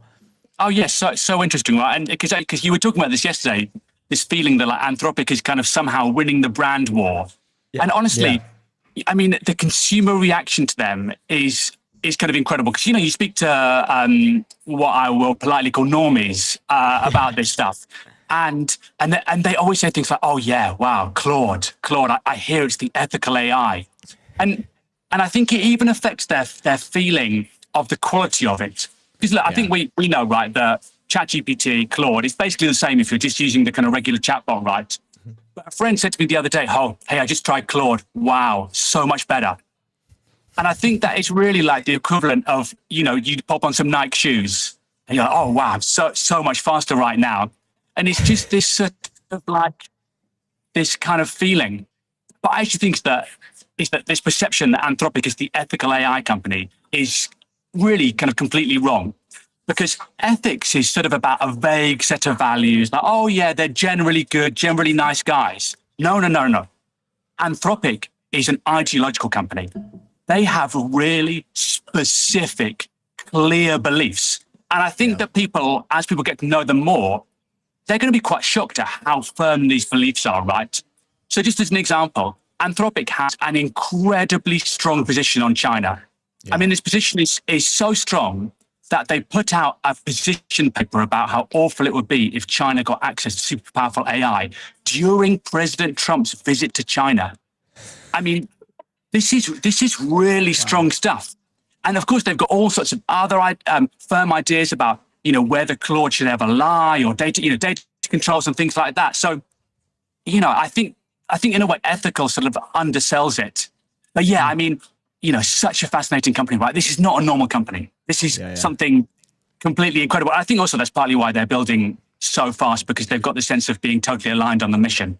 And you can, as people who I guess are in this tech bubble, you can feel that from Anthropic. Everything that they push out is just is so aligned with the mission, and you can kind of just see it. I wanted to ask about I kind of disagree on the fact that it's like a race. I think it's not like one's going to win and everyone's going to lose. But what do you think is who's I guess going to be the real winner? Do you think it is just a narrative thing that that is going to be the thing that allows said company to win? Models can get so good, but it is just a narrative thing in my opinion.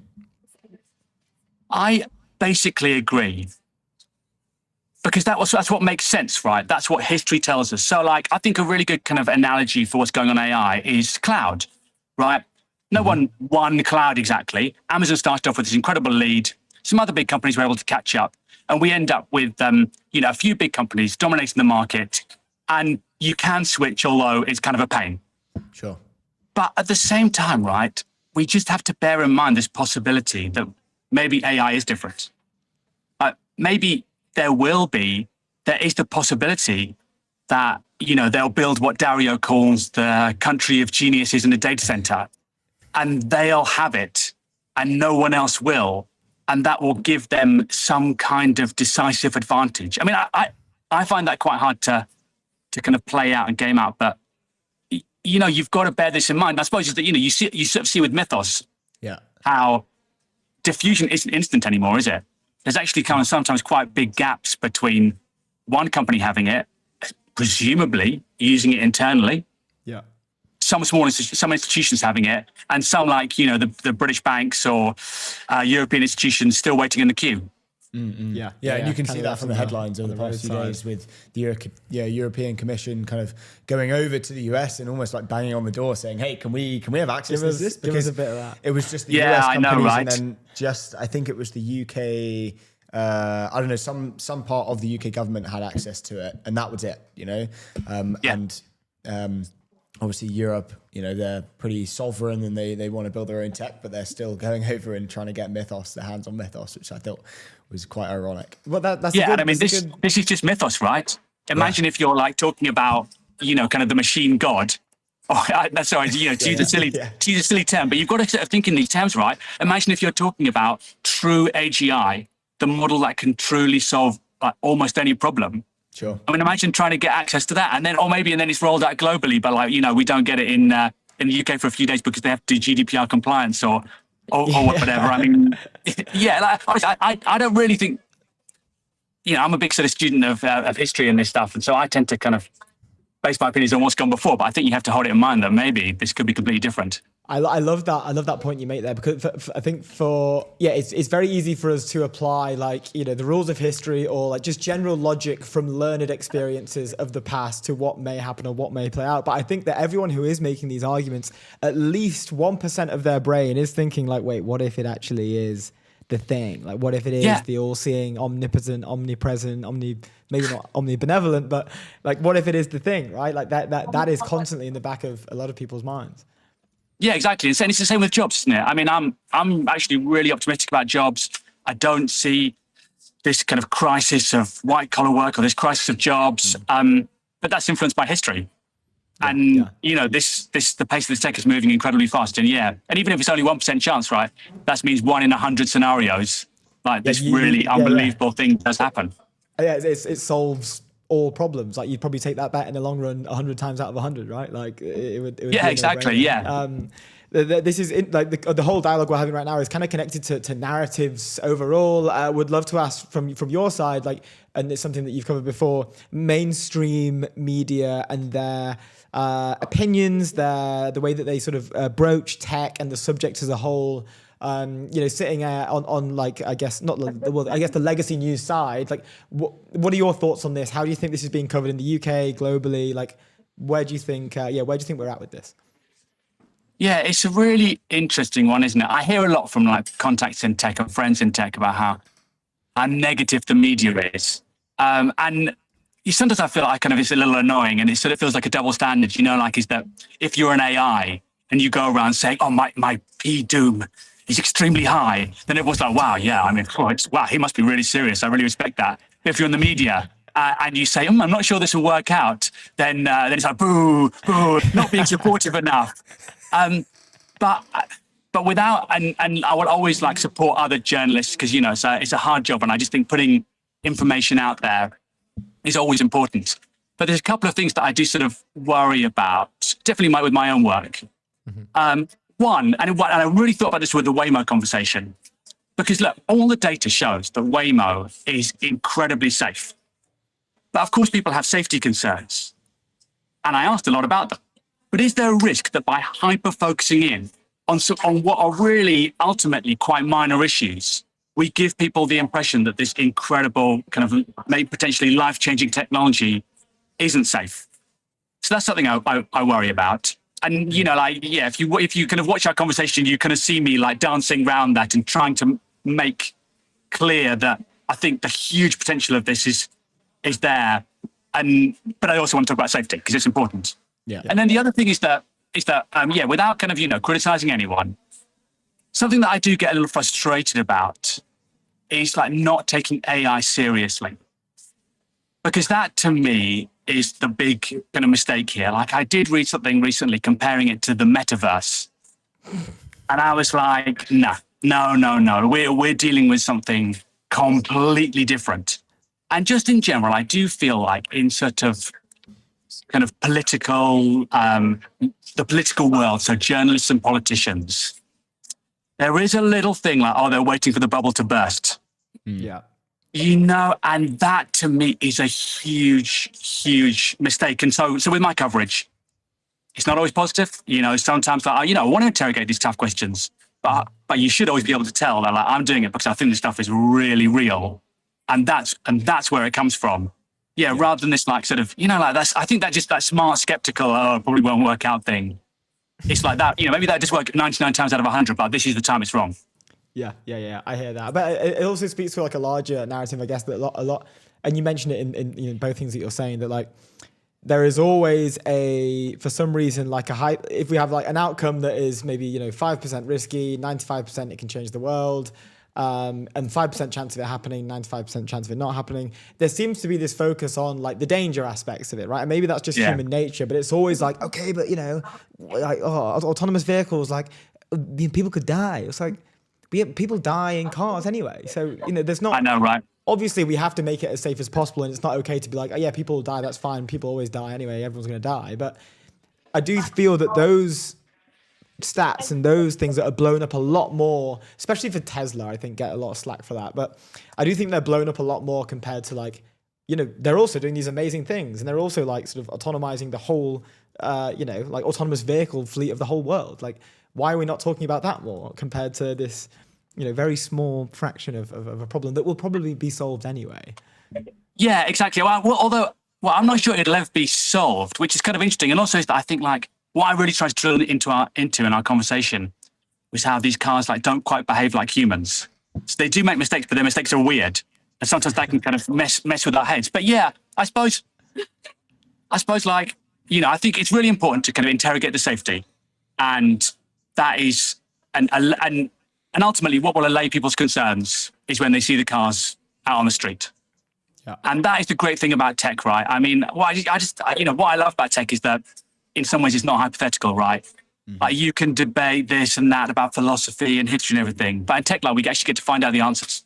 Yeah. And I think, when Waymo comes to London, I'm sure there'll be a lot of noise about it, but also I think people will try them.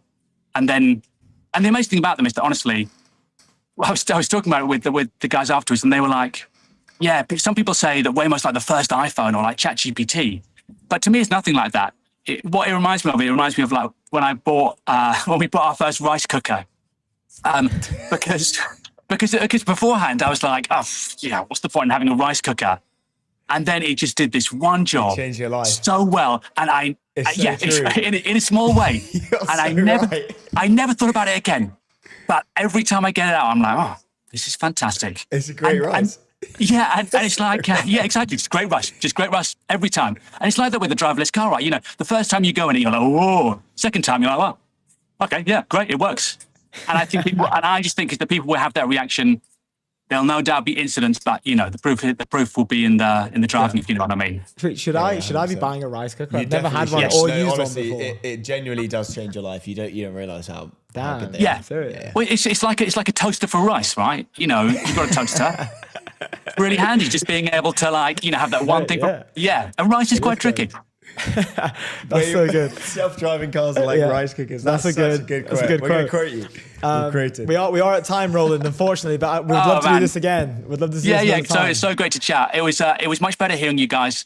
I listened to you guys at 1.25, but in normal speeds, you're just right. Okay. We'll try and next time we'll slow down so we know that you're listening. Then you have to put it at 1.5. You're watching ETN. Cheers, Roland. Enjoy the rest of the day. Bye. Before we next get on, Framer, build better sites faster, the all-in-one platform where enterprise teams design, build, and ship production-ready websites. No handoff, no bottlenecks, no creative compromises. Go to framer.com/ETN. We got Jack Doohan coming on to the European Technology Network now, and I'm pretty sure he's calling in from Monaco. Can I hear cars? Are you in the paddock? Can you hear the cars? Can you? That's cool though. That's sick. I came. I was in the pit lane on top of the hospitality, and it was going to be a little bit too noisy, so I came up to a quieter room. But I've realized that I'm not going to have much noise blocking anywhere I go around here. All good. I want very a conversation with cars driving around. Yeah, we want to hear the car. Dude, that's awesome. How are you? How is it over there? Very well. It's hot. It's good. But no, it's always crazy time this weekend. Extremely busy. Everything blocked from 7 a.m. But no, it's really cool. How are you guys? Yeah, we're doing well. We're not as well as you though. We're not. We're sat in our studio. I'll kind of wish I was. You've got a little McLaren Lego F1 car on the deck. This is our little a little McLaren. Airwallex gave us this actually. It's very kind of them. Shout out to Airwallex. Amazing. But let's not talk about our set. Let's talk about you. Usually we ask guests to introduce them for the viewers at home, but I think everyone already knows who you are. So why don't you just introduce yourself a little bit, and then also your startup, what you're building. We've got a bunch of questions, the journey of how you got there, like story of into F1, story from F1 to the startup world. But yeah, we'd love for you to kick us off. 100%. So it's quite wild, even though I'm youngish. Not extremely, but since I've been young, 3 years old for me, which sounds crazy, but it's been Formula One. I've known what I wanted to do. I remember being a kid, being 7 years old, driving to school and seeing a sign for university and knowing that I don't have to go to university to be a Formula One driver. So that's fine. It was very much sort of cemented in my mind what I wanted to do, and then getting a 3-year contract in Formula One in 2024, mid 2024 for 25 and beyond. reaching then Formula One driving, only obviously for a few races before I was then sidelined. And it was quite, let's say, a turning point for me and going forward, and really what I wanted to do and have control of with my life, which is, then hinted into the tech world, setting up a few SPVs and some small investments and opportunities and relationships that I gathered over this time. And then once it was, I'd say, around about the end of August after summer break, I realized that I wasn't going to be in a racing seat in Formula One for 2020. We're 2026 now.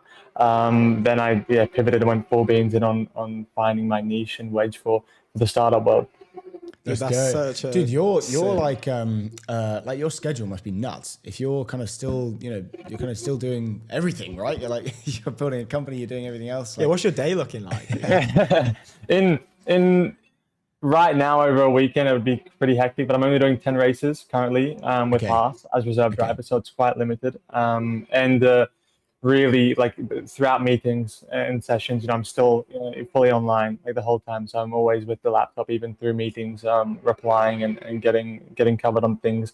And it's also crazy how many people get connected in for these races. Like it's been such an unfair advantage also for me and for the company. The amount of C-suite, COOs, CMOs from big companies from all different realms and different industries that obviously connect and make this sport come together. So there's also so much value add each weekend, and that we're able to take out of it a few solid meetings. You get speaking with someone, you tell them what you're doing, all of a sudden they know X and X from Shake Shack, or they know X from this in Northern Africa, and there's value add that's coming out of it. And I think even if I wasn't a reserve driver, I don't continue in the Formula One world, I would continue to try to attend 7 to 10 Grand Prix just due to the value add that it has. Yeah. So I've heard loads of stories about how it might have been you that was telling me about like the paddock was becoming like one of the best places to network. Not that it always hasn't been, but like it increasingly more as F1 gets more popular. It's become a great place to network, to build connections, to even like raise rounds. Deals are done like on the track before things are. Do you see that? It's crazy. No, massively. It's for sure. I like to put it in a way where it's like, yes, the business side of it all, whether it's the sponsors, events, and everything that comes, that is nothing without the on-track action. But then the on-track action doesn't even start without the business side, right? Funding it all and making everything happen. So they go hand in hand. And I still think the business side definitely overcaptures the racing, especially now, for sure. It was much rawer in your 80s, 90s, even early 2000s. Now with Netflix and the bigger attraction, the amount of brands that are coming in, the size of deals, the demand for countries and regions that want races. There's not enough weekends in a year for it really to fill out. So it's good.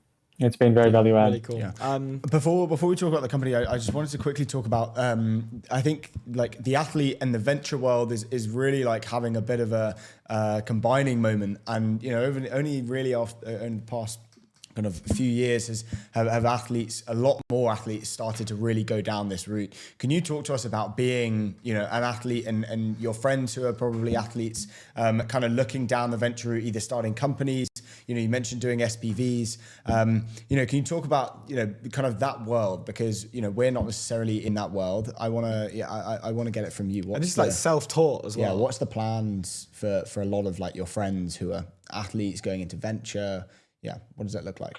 Yeah, I think on the typical athlete into venture side is very much more either in CPG or in a sort of merchandise perspective, where it's very less like maybe in CPG it could be a touch on venture, and maybe it's not even venture, maybe it's just strategic as well. But certainly there's always been the side of like a merchandise sort of business where you have your t-shirts, your own brand, you build that up as you gather along as a driver.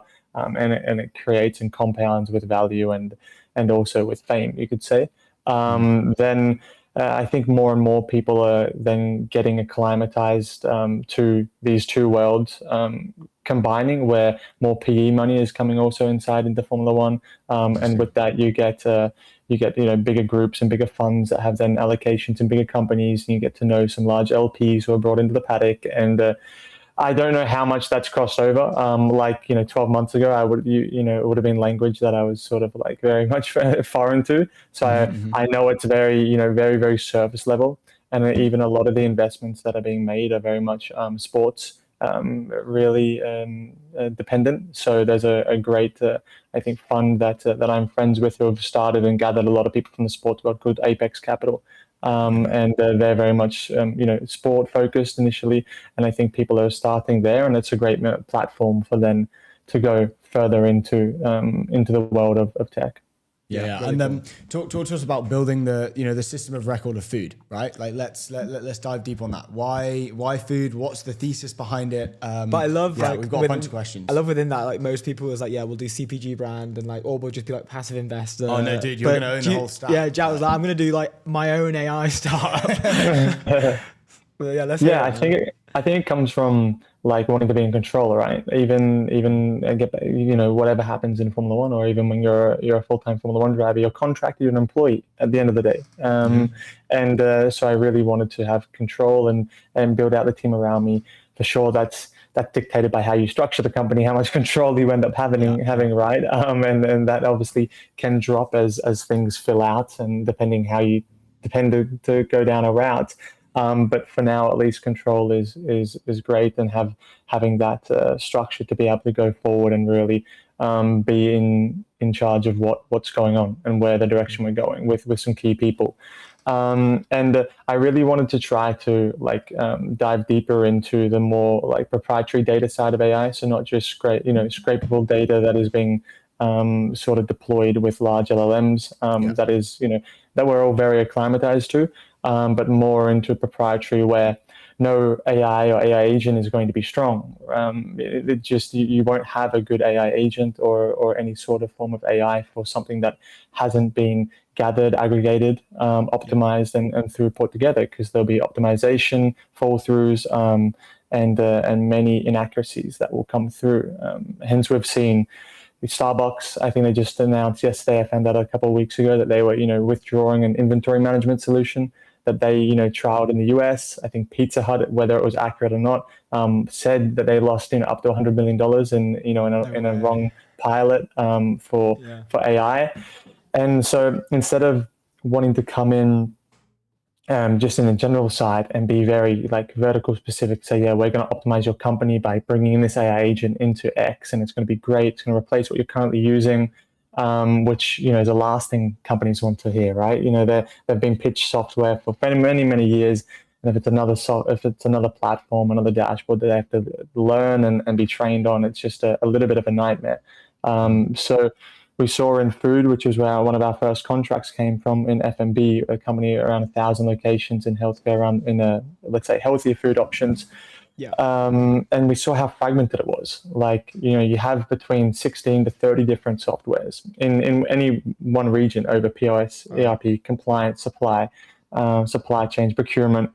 But then when you have it around the world, each country has different POSs, right? They might use Toast here, Square there, Micros OS there. So then that compounds to very quickly 80 to 100 different systems that are all third party, that all don't communicate to each other. So if you're going to try to come into inventory and try to say, oh yeah, I'm going to optimize and save you guys waste by just tapping into your POS, it's very, very difficult, because you're only accessing such a small element of their data. So our obviously target is, what we're doing is unifying all those together. So extracting all the endpoints of this data from all these different systems into one self-learning brain. Yeah, it's insane, dude. I'm honestly not in a crazy way, but how have you broken into this whole ecosystem? Are you self-teaching yourself? Because even not that it's when we talk to people who maybe not native to the space originally, it's clear sometimes, and you kind of mentioned it earlier, but sometimes they don't even use the right slang. Not that that's a problem or anything, but have you been self-teaching yourself? It seems like you've been in the tech ecosystem for years. It's been a quick learning curve, let's say. But I was teaching myself the code since 2020. I had an interest in AI since the beginning, since March 2020, just before COVID. early days. And then I was teaching myself to code. I'm not technical, so don't ask. I'm like not technical at all. I'm not building this. I'm fully commercial. So let's not go there. I have to make that clear. But I have, I had a little bit of passion and understanding for it on a let's say just like self-learning level, right? Of wanting to have a bit of an idea and do something, because when you're racing, you have your time off, you're training, and then really you're not doing much at all. So it was good to have small little things just to keep me going.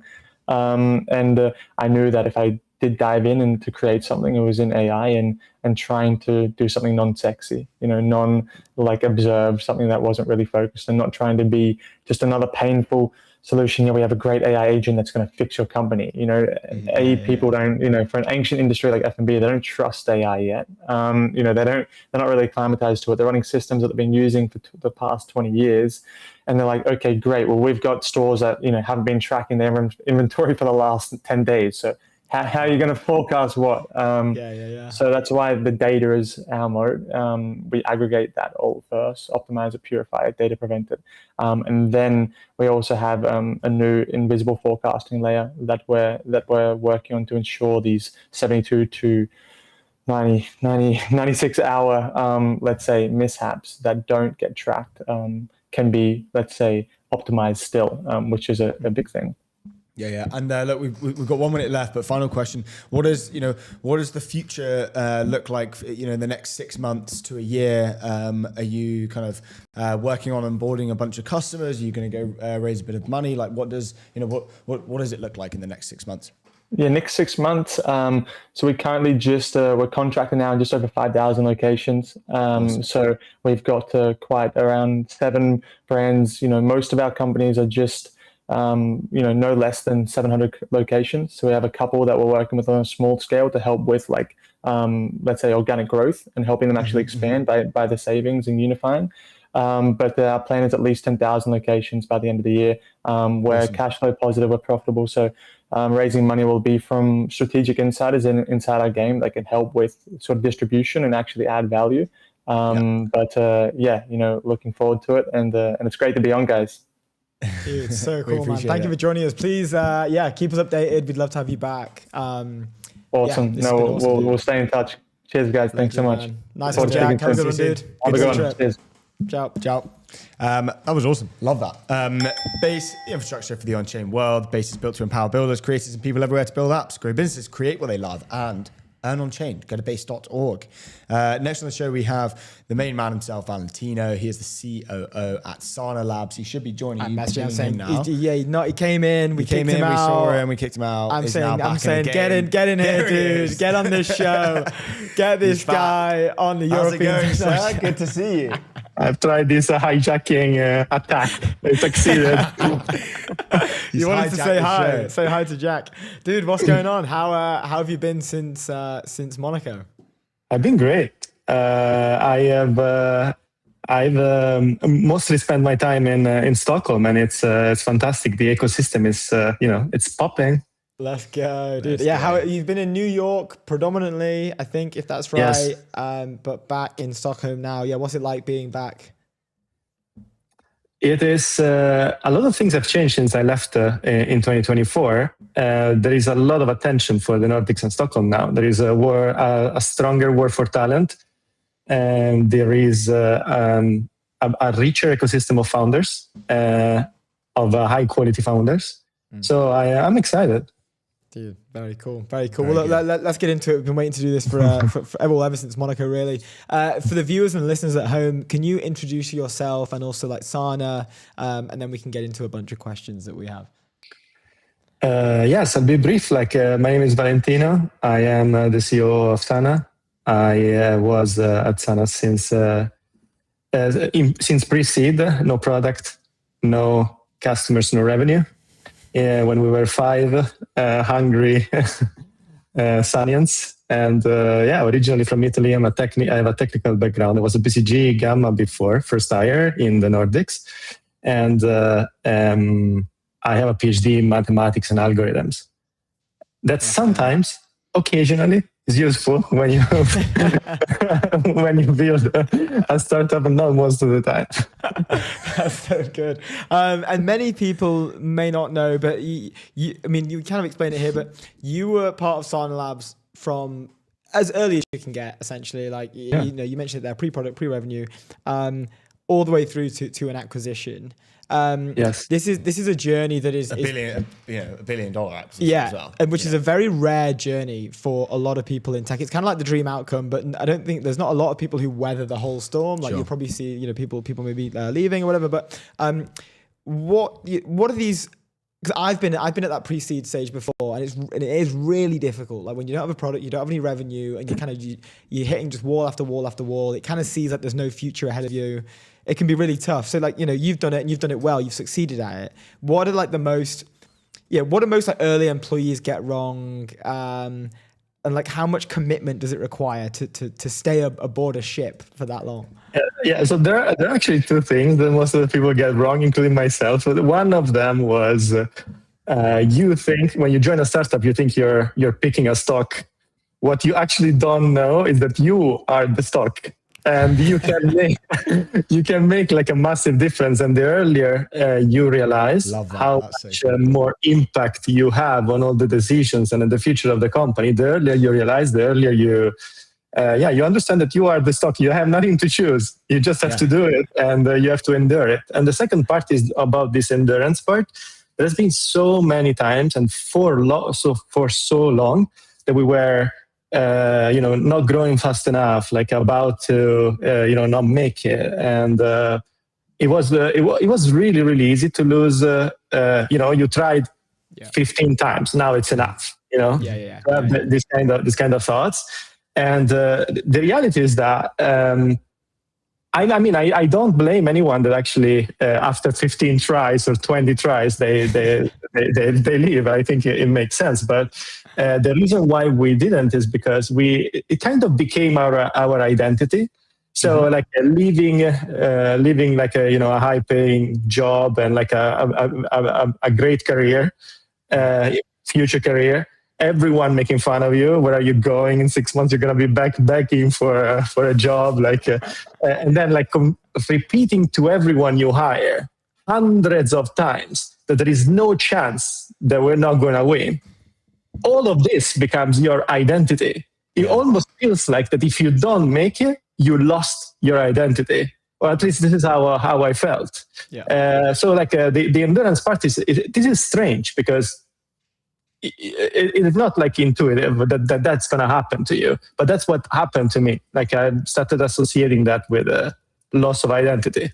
That's so cool. Talk to us about the because it kind of goes on to like a hiring question that I wanted to touch on is, you mentioned like you are the stock, right? And when you're so early in a company, every single person that you hire is like another addition to, I guess the index fund type thing where each person is a stock and you have to back that person, all the way, right?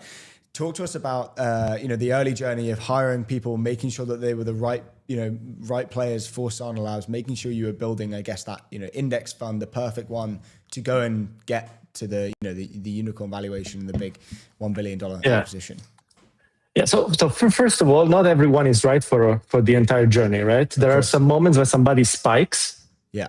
And it's perfectly fine that you spike in a specific period, and then it's not going to be the same during the scaling phase or during the international expansion phase. So like this is one thing to keep in mind. So you will be wrong no matter how you choose your criteria and your processes to hire and what you look into the candidates.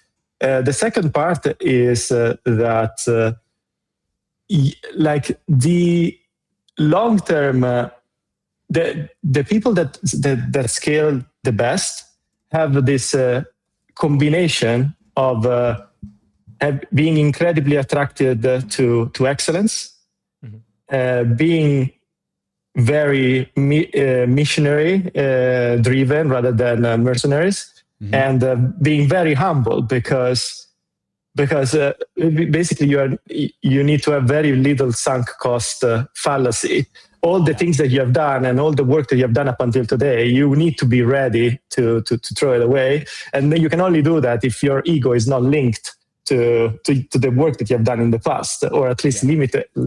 This link is limited. So we have created this framework for an initial screening of candidates that we call it the MEH framework: missionary versus mercenary, excellence and humbleness. And the excellence is, do you actually find proof in when interviewing, when talking to this person, that this person has gone through something incredibly difficult professionally? Something that, like maybe some top of the world investment banking lifestyles that would crack them, or like a very, very difficult technical problem that they managed to solve for the first time that were unclear that they could be solved at all, or hardship in the previous companies. So this framework has helped us a lot. For a certain amount of time at the beginning, but of course, there is always. It's obvious that there are also mistakes or like people that are not right for all stages of the scale of the company. Yeah. And like another part of that journey that you played a particularly like outsized part in was expansion. Was like taking the company and bringing it to other countries. The thesis of build global from day one is something that comes up on the show quite a lot. What does it actually look like to, kind of pick up your operations and the company and kind of go and rebuild another one in a different country?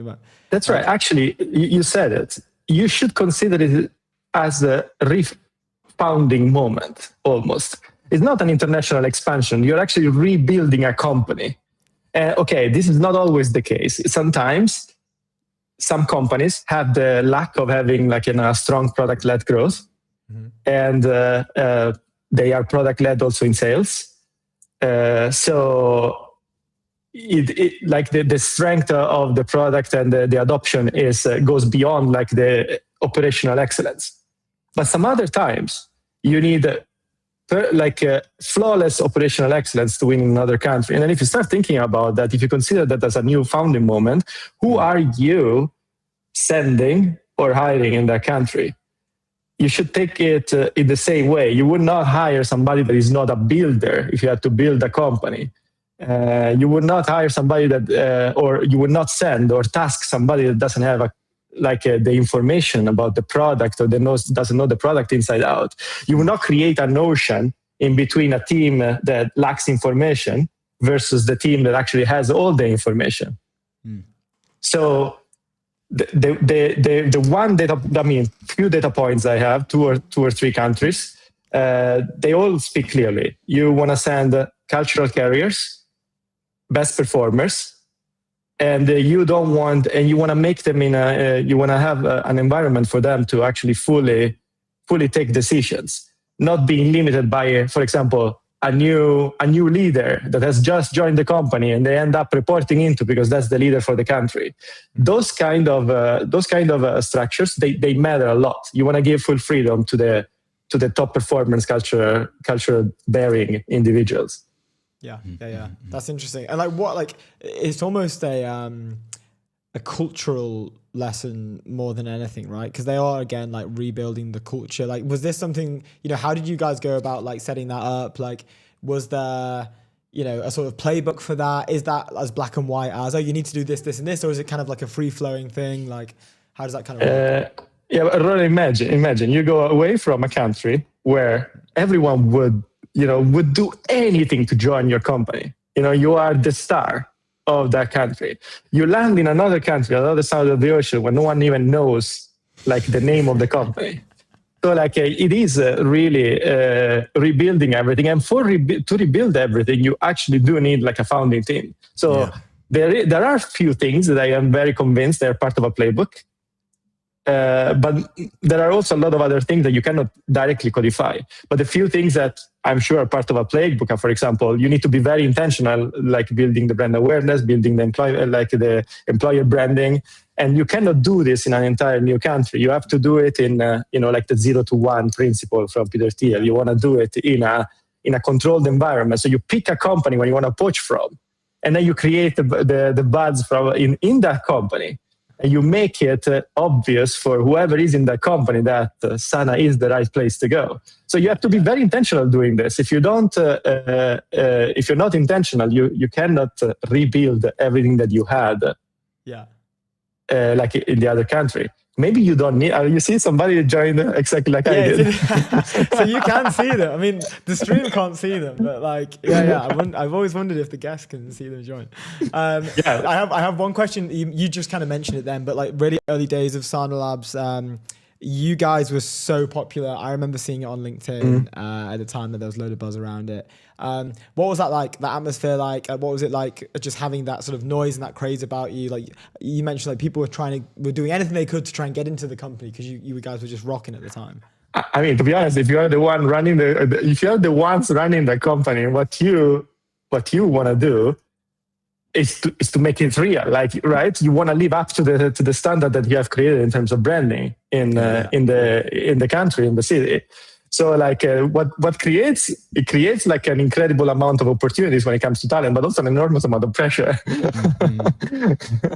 So because I guess you're the one that's, like you're the ones at the top, so you want to make sure that you kind of fulfill that almost like expectation. Yeah, you're the guy who's got to make sure everyone's happy when they're coming in. Yeah, like you want to make the dream come true, obviously, and then exactly. There are very few that actually carry the weight of whether the dream will come true or not. So that's what happens to you as a leader of the company. Yeah. That's so when that comes.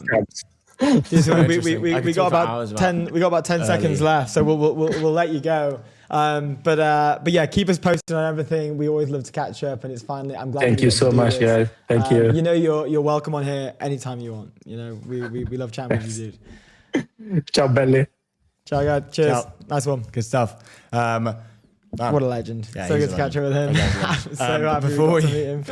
Before we have a next guest on the infrastructure of the on-chain world, Base is built to empower builders, creators, people everywhere to build apps, grow businesses, create what they love and earn on-chain. Go to base.org. Okay, we got Anshika and Shamit coming into the studio. First time on the show. We'll be welcoming them into the European Technology Network in a sec. Our producer will just be bringing them on very, very shortly. And I think we have both. We're waiting for that. We do. I think we're waiting. We have for a thumbs up, and then we're good. We have both coming into the studio, so we're going to do a double, which is going to be fun. And these are the guys I mentioned earlier, who's probably one of the more exciting. Not that other guests aren't exciting, but a sort of outsized impact, both like socially, economically, biologically, on the ecosystem, which is going to be a really fun conversation to join in. And it looks like we are now live. Hey guys, how's it going? The European Tech Show. Welcome to the show, guys. Very nice to meet both of you. No, it's an absolute pleasure. It's so good to meet you both. Welcome to the show. We're very happy that we can have you both on. I've done some introductions, but I've probably made a complete mess of it. So maybe for the viewers and the listeners at home, if you want to introduce yourselves, the company, where we're at today, and then we can get into it with a bunch of questions. Yes, I can start. So Shamit and I, we're both co-founders. We started the company in 2021. My previous background prior to Apoha has been building products and launching businesses in finance. I used to work at Goldman Sachs, where if you are in UK and you've heard about Marcus by Goldman Sachs, I was responsible for also launching that in the UK market from a technology perspective. And then in 2021, when Shamit and I, we started the company, it was almost a no-brainer for us to start and see this through. But I'll let Shamit explain more on why exactly we are building what we are and how we came to it. Just before that, quickly, can you guys hear me? Perfectly. Yeah, awesome. Because we're in the same room and the mics could be a problem. But yeah, really excited to be here. I'm Shamit, CEO and co-founder of Apoha, and I'm a mechanical engineer by training. But I was very fortunate to end up in this eclectic German school of thought during my PhD, who were fundamentally trying to understand what do the waves in our brain have to do with consciousness and our understanding of, how brain works. And it turns out, funny enough, that there's a lot in common with, if you have ever thrown a pebble in a pond and the ripples that come out on the surface of the lake. There's actually a lot in common with how those waves process information and how our brain actually processes information. And there were a lot of theoretical debates when I started my PhD, but really what I like to believe in the end is that I took inspiration from Richard Feynman's famous words, what I cannot create, I do not understand. That was the original motivation to build this technology that we now call liquid state intelligence. And really, back in the days, it was to understand what are the minimal set of principles that a wave phenomena or a material, like a liquid, for example, needs to satisfy in order to compute, like brain. But then now 10, 15 years later, we are using that processing power to solve like incredible problems, really when it comes down to understanding the materials or the mediums in which these waves travel. They actually carry a lot of information about those mediums and materials and liquids. And we'll talk about all sorts. When we say material, we mean a lot of different things. But yeah, that basically became the seed for now scaling that science project back in the days to a product that can really change the game. Yeah, and you guys, really cool. I guess commercially, you're used by Fortune 500 companies and kind of a bunch of, like drugs, food, everything, right? So it's like, how does that kind of, talk to us about how commercially it kind of works? Like, what's the, what is the product itself that people are kind of buying? I'd love to learn. Yeah, no, absolutely, and I think that's really goes down to the core of the data that we produce. Okay. And I could give you like a very, basically in material science, in material design, you could be working in, you could be someone making alternate chicken, for example, in a food company, or you could be someone who's making a new drug or medicine, or you could be someone who's looking for a sustainable material who wants to replace like a more expensive or like geographically constrained material with something which is more accessible. And across the field, wherever there are physical substances involved, the problem statement is find me something that behaves like something else. Essentially an alternate food company is looking for plant proteins that behave like chicken protein. And like a medicine company is looking for molecules that behave like drug molecules. And by behaving like drug molecules, it means something that you can inject in the body without, having toxic effects, for example. And so fundamentally, it all boils down to having this kind of ground truth, which you can compare against each other based on behavior, not on composition or not on structure or sequence.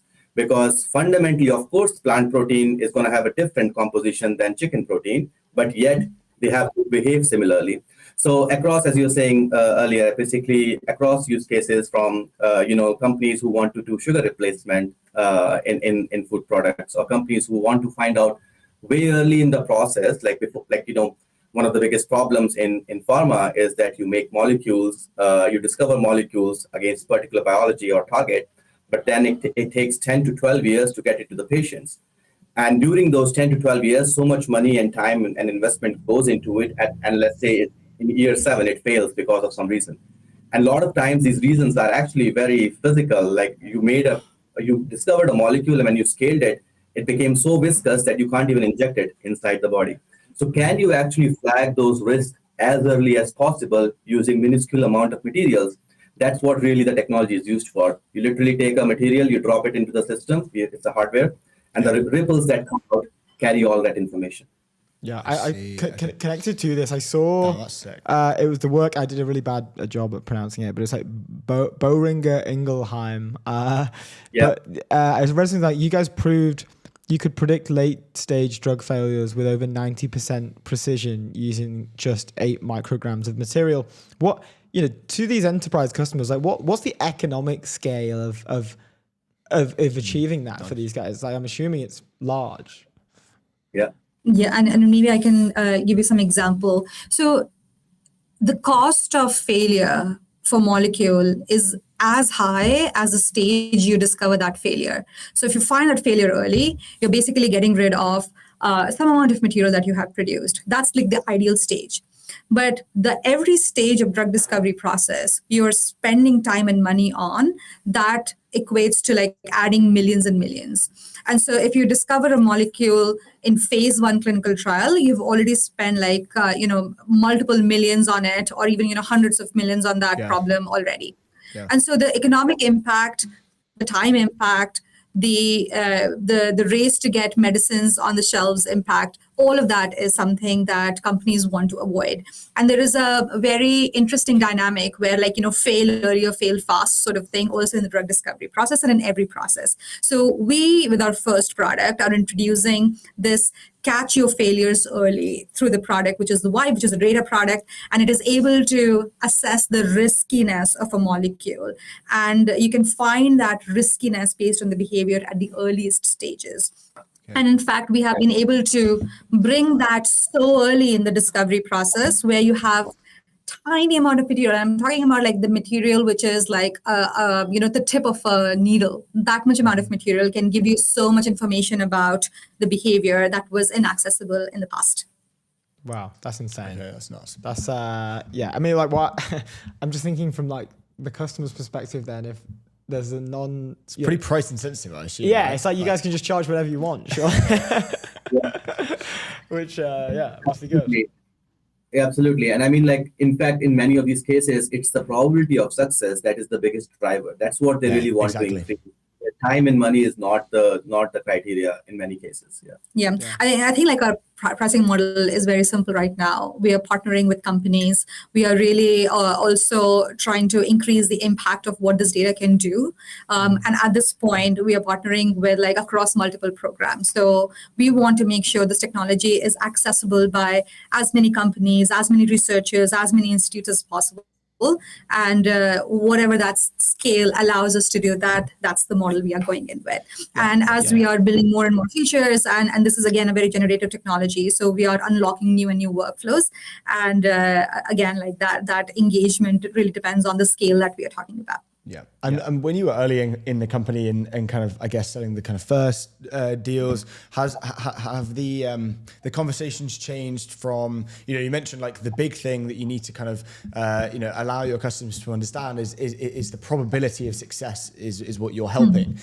What did you start with the price or, hey, like this is, I guess, maybe cheaper or you're going to save money and that wasn't really hitting. And then you kind of went into the probability side and it really like hit with the customer. Did that happen? Or was it just, you just knew that it was like, hey, we're going to help you with the probability of this, drug being successfully, manufactured or whatever. How did those conversations like start and how they've evolved? Yeah, and I think like, again, just going back to, we are not only working in one vertical, we are actually working cross vertical. And the value that the data is generating for different sets of customers is different. And the value eventually can translate into, monetary value, but also, everything else around it, like a drug molecule has a very different value than a sweetener replacement, for example. Sure. And so right now we're working in partnerships, and we really figure out like what is the impact our data can create for the customer at this stage, and then we together come up with what that pricing should be. However, as we are unlocking more and more potential of that data and more workflows, we sort of like open those workflows and that potential in stages. So right now we talked about Vibe, which is more of a risk assessment. Another thing that we're working on, and a preprint was released just last week based on that, but we are going deeper into why we are able to capture, and then directionally what exactly are the things you need to change in your molecule to make it the way you want. And so that's like a new inflection in the data that we have unlocked. Yeah. Really, really cool. I think the narrative and conversations around this sort of like biology/chemistry adjacent advancements in AI is really heating up. I'm not sure why it's not being covered more. I think maybe you guys are from the space, so you probably see it covered more, but it's definitely in headlines a lot more right now. Is there something that I guess people who aren't from that space maybe are underestimating about this market? Because I'm seeing like people talk about, this whole thing is going to be bigger than like anything to do with SaaS, anything to do with like. Could you maybe talk to us about the opportunity size there? I mean, it's funny that this separation has been created, but I think this is inevitable. Artificial intelligence comes from understanding, comes from inspirations of neuroscience, right? Mm-hmm. Vision and sound, which is kind of powering the entire AI revolution, are two of our senses. And so what is really remaining is the remaining three senses: touch, taste, and smell. And I think it's basically kind of the key thing has been, so far it has seemed that the vision and sound has been more scalable, because we have figured out a way to digitize it. And so, that has really, we had cameras, we had microphones. Where are our, rest of the senses? And then essentially, once you had vision, like once you had camera and microphone, then you had ImageNet and convolutional neural networks. And then that's when the AI came in. So I think that's where people are going to realize that it's not about doing bio or doing materials. It's the combination of 5 senses. You need to combine 5 to really understand the world. That's what biology figured out over 4 billion of years. To that in order to understand the proper world, the world model, you need 5 senses. That's the crux. So I think this is all going to come together. I think maybe I'll add a lens of something that it took me some time to realize myself because I wasn't coming from this background. I think for me, it took some time to understand the impact of when we say we need more data for AI, what does that mean? Does that mean only more data, or does that mean a new kind of data? And so there's a lot of things happening where you are doing a lot of automation, you're doing a lot of robotics, and that is very important to get repeatable, reproducible data in general on the physical world. But what you also need is the kind of data that, because it's missing, is kind of always leaving a hole in that puzzle. And when we are talking about behavior, it's fundamentally unlocking a new class of data that has never existed in the past. And so you have been using simulations and models to predict behavior. Yeah. And now we are introducing this physical measurement-based methodology that can really ground you in the real world evidence. And so the entire loop becomes faster. The information that we are able to get and improving the performance of these models is very different from what more data can do. Yeah. Okay. Yeah. Fine. Wow, that's so fascinating, guys. Unfortunately, we've only got about 40 seconds left. So, is there anything that we can plug? Anything you want? A website, weight page, whatever. Anything we can send people? Yeah, we'd love to. Yeah. Yeah, I think basically with our Out of Stealth, one of the things was that we've talked about this vision and ambition. What we really have come out of Stealth with is proof. So I would really, for the scientific audience, have a look at the 2 preprints we've released. We're going to be releasing more, and we are now going to also prepare for a very official product launch, which we would be doing, I hope everyone is looking forward to it. So reach out to us if you have any questions. But very excited to be sharing what we are building. Yeah, very exciting times ahead. Thanks so much for joining us. We appreciate the time, and welcome back whenever. Thank you. Thank you. Bye. Congrats as well. Really cool. Before we have our next guest on, AI Agents for the Winning Teams, the agentic recruiting platform built for radically efficient hiring, end-to-end, source, engage, and hire better with agents and truly get your brief. Go to metaview.ai. It is time to welcome Georgia Stevenson, partner at Index Ventures, back onto the show for a second time. Yeah, Georgia, how are we? It's so good to have you back. I'm good. How are you guys? I feel like you're usually in some sunny European city with sunglasses on. How does it feel being back in London? Yeah, horrible. I hate it. We're back in our I love it. dark studio. Although we do have 2 big lights up here that are quite bright. But yes, unfortunately, the Euro summer had to come to an end at some point. But no, we had a good fun. Thanks for asking. Yeah, we did Monaco, and then we did Athens, which was really good. We did some cool interviews. So bit of work, bit of play. But we are back. We are back here. And we have the honor of talking to you today, who has more interesting news. Do you want to maybe tell us about this investment that happened recently? What is the company? How much was the investment? And your role as well? Because I see you're sitting on as an observer. But yeah, we got a bunch of stuff to get into. Yeah, of course. I mean, look, firstly, what a exciting time it is to do this job and get to see just the variety of creativity and ingenuity and entrepreneurialism that's happening within this ecosystem. And I think something that's particularly cool is just to see the different types of entrepreneurs that are emerging at this time, particularly from a researcher background. And that was in the case of Inherent, right? A lot of folks right now are going through their first entrepreneurial journey, and with that bringing such a different perspective and different set of insights and experiences. And so we've been spending a lot of time talking to different research teams who obviously have a lot of different exciting ambitions for how they're harnessing AI as it looks like today, and driving towards even more progress and discovery.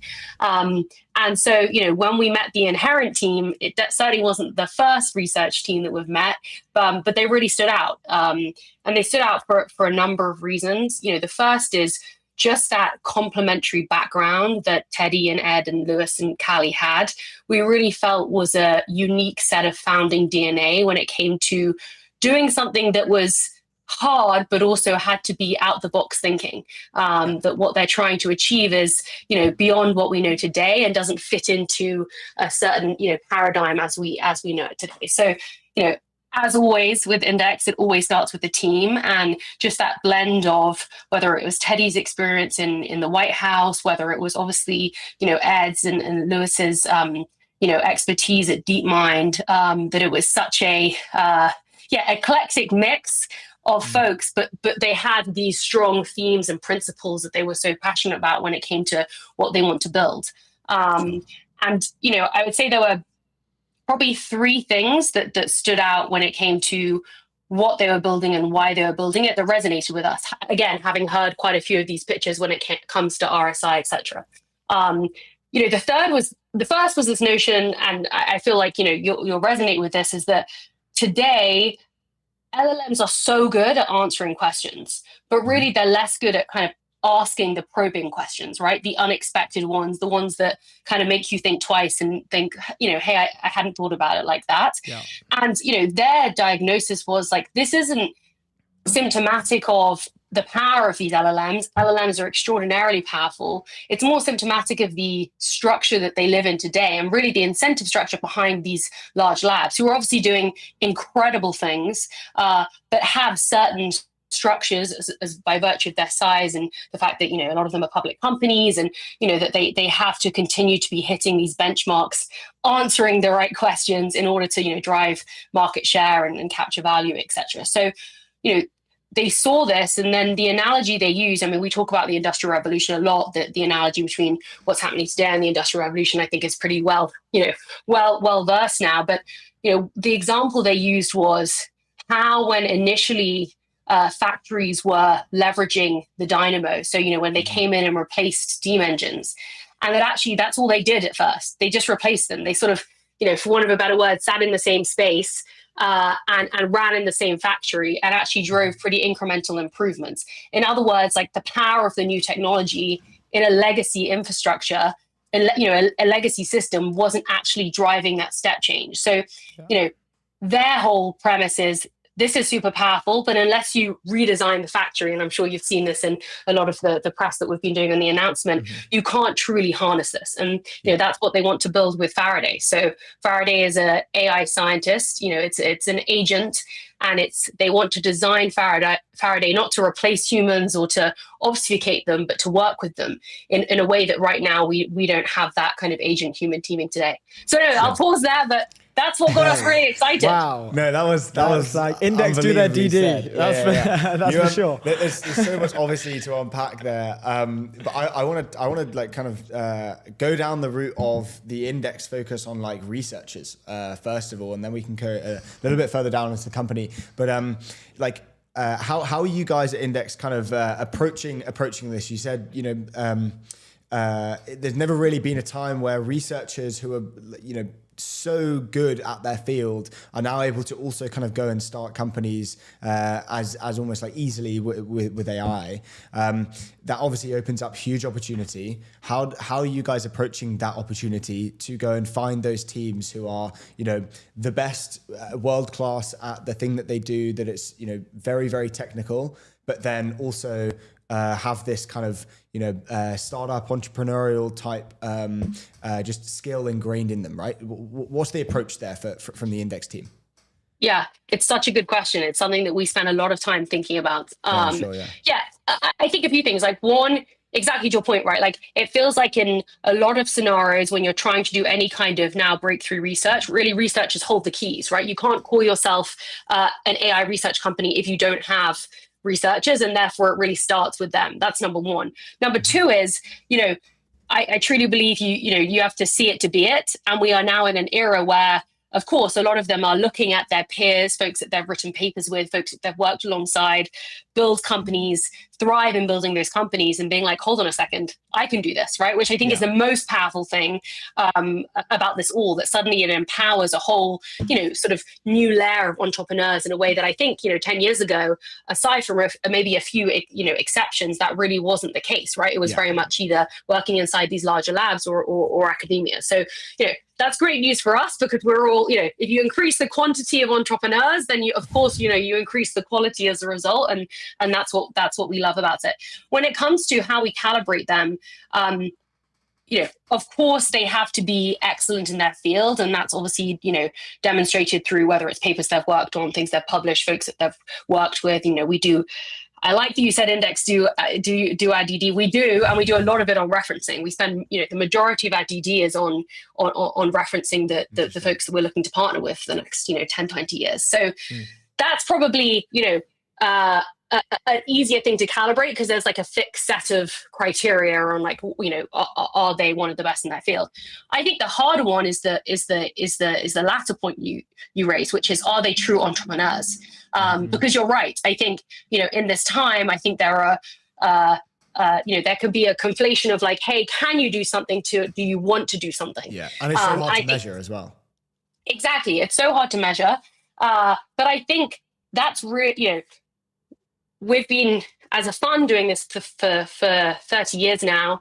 And obviously the types of technologies have become in waves, and, we've obviously had to get our head around that. But I think the thread that's run true is what makes a true entrepreneur. And obviously they come in all shapes and sizes, but really they have this ambition to build their own business. And we always say, that they feel like they were put on earth to build this business, and regardless, frankly, of who backs them and how they get backed, they will do this. And so I think it's, from our standpoint, trying to fine tune and our kind of muscle memory to recognizing that. And, particularly recognizing when folks like the Inherent team could, of course, be at different companies. They could be working at larger labs. They were working at larger labs, right? They're choosing to do this, and they have that authentic ambition and drive to do it in a way that's really exciting, but also resonate with the folks that they hire over time. And by the way, this is a thesis that we have with a bunch of the early stage research teams with back, whether it was Inherent or Ineffable or Morello at the end of last year, flapping aeroplanes in the US. So it's definitely something we're spending a lot of time in and continuing to calibrate what this new ilk of entrepreneur looks like. Yeah, so exciting. Awesome. Such an exciting time for you guys. I've got a question connected to the industry that these guys sit in, and I asked it to the two previous guests as well, who they're working on like a foundational data class that reveals how molecules and materials behave under real world conditions. So everything is kind of an industry in which like this AI adjacent biological / like chemistry based focus sits. From my perspective, it seems to be this is kind of heating up a little bit more now compared to maybe the last 6 months. And we're seeing a few more like neo labs, I guess I'll call them, like these smaller, hyper specialized. Yes, they've probably come from a larger lab, wherever it is. It seems mainly to be DeepMind from the ones that are popping up in the UK. But like, do you guys have a specific narrative or like how you think that this market will play out? Because we were mentioning on that call earlier that it seems to me that the narrative around that sector seems to be even more lucrative and even like larger in terms of a TAM than like the software market. Like people are expecting this thing to really pop off once AI is fully integrated into like the biological and like the chemistry side of things, that we're going to see some sort of crazy wave occur, like some crazy, Any like thoughts on this or Index perspective on how are you guys thinking about that area? Yeah, definitely. I think what you're pointing towards is just like what a sort of like gargantuan paradigm shift we're potentially at the very early innings of, and how so many kind of existing constraints when it comes to how we understand, not even market size, but structure of market, nature of market, label of market, has the potential to be rewired and rewritten. And I think that means a number of things. One, yes, a lot of the markets that I think have been maybe sort of overlooked or kind of underinvested in previously are now even more compelling off the back of what this new technology can do. But two, actually the scale of folks' ambition can be sort of by order of magnitude higher than it ever was. I mean, only so many years ago, we may have been talking about, like this unicorn label. I mean, it's sort of like, it feels a little redundant in this era, right? We're talking about $1 trillion company. I haven't heard the nickname for that. Maybe we get to make one. I wonder what's rarer than a unicorn.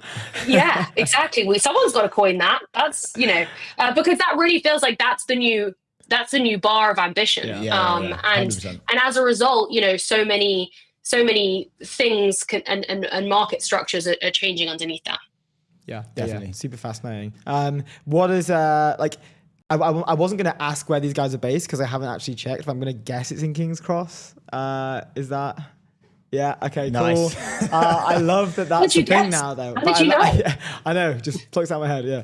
I love that that's a thing now. I love that I am able to just and I haven't checked. I love that I'm able to just assume that it is in King's Cross. That's cool. What UK and AI for you right now? What do you think about this King's Cross little hub that we've got setting up? It seems to be maybe there's now like a network effect has been established in which that there's an opportunity cost to go and doing it in like a Shoreditch or somewhere else that is, I guess, coin Silicon roundabout. But what do you think about this hub in King's Cross that we have? Like, how are you guys? Do you have are you touring that and just waiting to bump into people and seeing if you can start your DD process there? Like, what do you think? Walking DD. Yeah. You're giving me some good ideas there, guys. No, look, I think it's really powerful. I think we're obviously the whole premise behind Index is like we believe founders can come from anywhere. So no, we don't think we still think even if you're in a much less dense city or less known city, you can still build a huge business. I think there's a bunch of examples in Europe to demonstrate that. But is there a huge amount of value to having, exactly to the point, like a compounding network effect of having a high density talent all in the same place, and just how many I don't know what the word is, but the sort of the second order, third order effects that come from that, and particles bumping into each other. It's just like exactly, it's chemistry. We're back to chemistry, but that's what Silicon Valley is so good at. They're so good at this, and that frankly they look at their customers or they look at their employees, and they're all on the same street. And if we can not copy that, but do that in our own way, I think there's something incredibly powerful around that. So yeah, I'll see you in King's Cross. So cool, so awesome. That's amazing. Georgia, thank you so much for joining us. Congrats on the amazing investment as well. Awesome team. Thanks so much, guys. Nice to see you. Ciao. You too. Have a good one. What awesome stuff. Airwallex, leave outdated business banking behind with Airwallex, the all-in-one financial platform built for the pace of modern business, multi-currency accounts, corporate cards, expense management, online payments, all in one platform. Go to airwallex.com. Up next on the European Technology Network, we got a big announcement, and the co-founder of Airspeed is joining us. Devang is joining us live to tell us more about this. It's a pretty cool office as well. Oh, that is an awesome backdrop you have there, man. Let's go. It's a real backdrop. Yeah, that's sick. I love the ceiling. The ceiling is really nice. It's like like an industrial thing going on there. I'm a huge fan. Welcome to the show. So good to have you on. First time. Thank you. Yes. Absolute pleasure to host you. And you guys have got some awesome news to announce, but maybe do you want to introduce yourself, the company, and then we can get into the big news that we want to talk about today. Awesome. Really excited to be here. I've been a big fan of the show for a long time. So I think really excited to be here. And so my name is Devang and I'm the co-founder and CTO of Airspeed.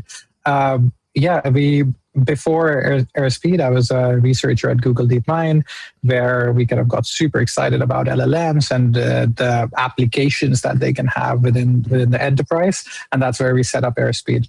At Airspeed, we're building agents for enterprises, and that's what we're, especially for sales and GTM teams. Yeah, awesome, dude, awesome. And like the news that you guys are bringing us to us today, do you want to break down a little bit about like what are you guys announcing? How have the last, I imagine how the last 24 hours, 48 hours have been for you guys? Must have been a real buzz. Yeah, it's been the most incredible 24 hours for us ever. So today should I announce now or should I? Yeah. Well, it's up to you. Is the news out? Announce away. Yeah, it's out. It's out now. We just went live with it. But yeah, I think so today I'm super excited to announce that we just raised our Series A. We raised $20 million. Let's go, Series man. A led by DN Capital. Yeah. So now really excited to be sharing it with the world. We've been seeing incredible momentum across all businesses that we're deployed in. So yeah, just really excited to be putting it all together and getting some capital for the next phase of growth and for building even more agents for the sales teams that uses. Let's go, dude. Congrats to you and the team. So awesome. Let's talk about the product then. This is, especially in this enterprise realm right now, it's like everyone needs a piece of this. Everyone's trying to get their hands on agents. Could you maybe just tell us a little bit more about, I guess, like the founding journey here? How has it been over the last 6 months? What are you guys looking forward to over the next 6 months? And yeah, then we've got some questions about the product and Love it. Yeah, conversations. Yeah. I mean, obviously, UK is one of the best places to set up a startup. So like me and my co-founder, Adam, we were both together at Google DeepMind. And what really got us to start this company, right, is when someone entered LLM into our Christmas pub quiz, and that was just. I mean, now obviously it feels like obviously obvious, right? But then back in the day, right, I'd been an NLP researcher for a long time, and even within the research community, this is not something we could have really believed, right? And then someone just said, you know what, let's just enter it into a pub quiz and see what happens. And just seeing the models just blow everyone away, like this is like probably 2021, and see the kind of incredible capabilities of the model and the speed at which they were improving. Again, now it feels obvious, right? And but me and Adam, we really had this front row seat. We were in the Gemini team. We were training larger and larger models together. And then we just said, okay, we have to do something with it, right? And then, that's kind of how we ended up starting Airspeed. And one of the most exciting things, right, about what we're building, right, is the problem with every single large enterprise is that you lose the context, right? Like, I think if we think about the models today, right, the models are phenomenal, right? With like Opus 4.8 coming out, GPT 5.5, everything, right? But they don't know anything about your business. They don't know why you work as a company, right? They don't know why your best sales reps are performing, or like why you're losing deals in the market, right? And I was actually talking to my former manager at DeepMind, and he said, the last hard problem to be solved towards AGI is actually the context layer. How do we ensure that LLMs have the right context about every single company to make sure that they can drive as much value as possible? So we took this approach where we started with capturing all of the data. We built all the connectors. We kind of started collecting all of the data about the enterprise, right? And really keep creating this curated context layer for LLMs. And then originally for LLMs, then it was all about insights, and now with agents, right? So we can actually use the same context layer that was originally giving us insights with LLMs and create a great agentic execution layer, which can not just give insights to people and tell them what's not working, but then actually go and fix it for them. So that's what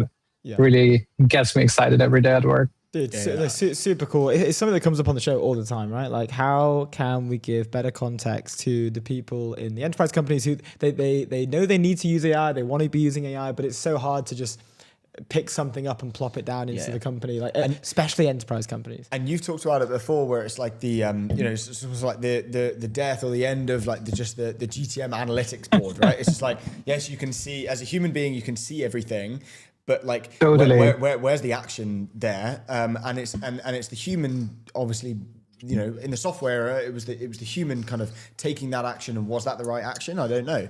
No one really knows, right? But then now the AI, because it has so much context, you're able to prompt humans to be able to do the right action, or it can go and execute that action itself. What does the future of that look like for a GTM function? Yeah, I think if you look at 2024 was when we started deploying LLMs into GTM functions, all the functions broadly, right? I think 2025 is when we started experimenting with agents.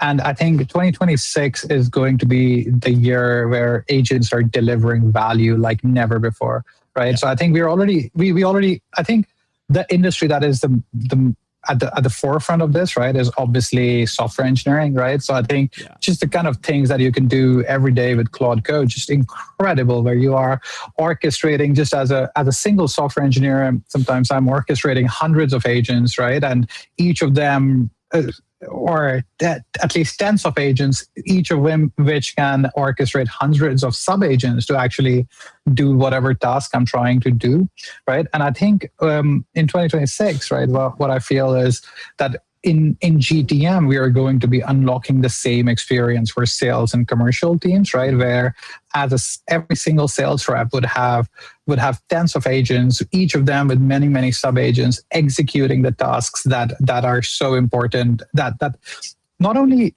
the tasks, I think, like, when we kind of got started, right, it was all about the kind of AI will do the grunt work for you, right? AI would do there's all these tasks that no one wants to do, and AI will do it for them. But that's so boring, right? Like, it's just like, okay, we'll do the boring stuff for you, right? It's like, okay, sure. But that's, and it drives a tremendous amount of business value, right? Don't get me wrong already. But I think what drives this every day, right, is can you do the really exciting work for them as well, right? Like, can you help them go into a conversation and say, and come across as like the biggest industry expert, right? Even though like that might be the first bank that they're speaking to that normally sell into, I don't know, airlines. And now you're talking to the first bank and you can just feel like, yeah, I am like a big expert in banks. I know everything that your CEO has been talking about on a podcast, and I know everything from your 401,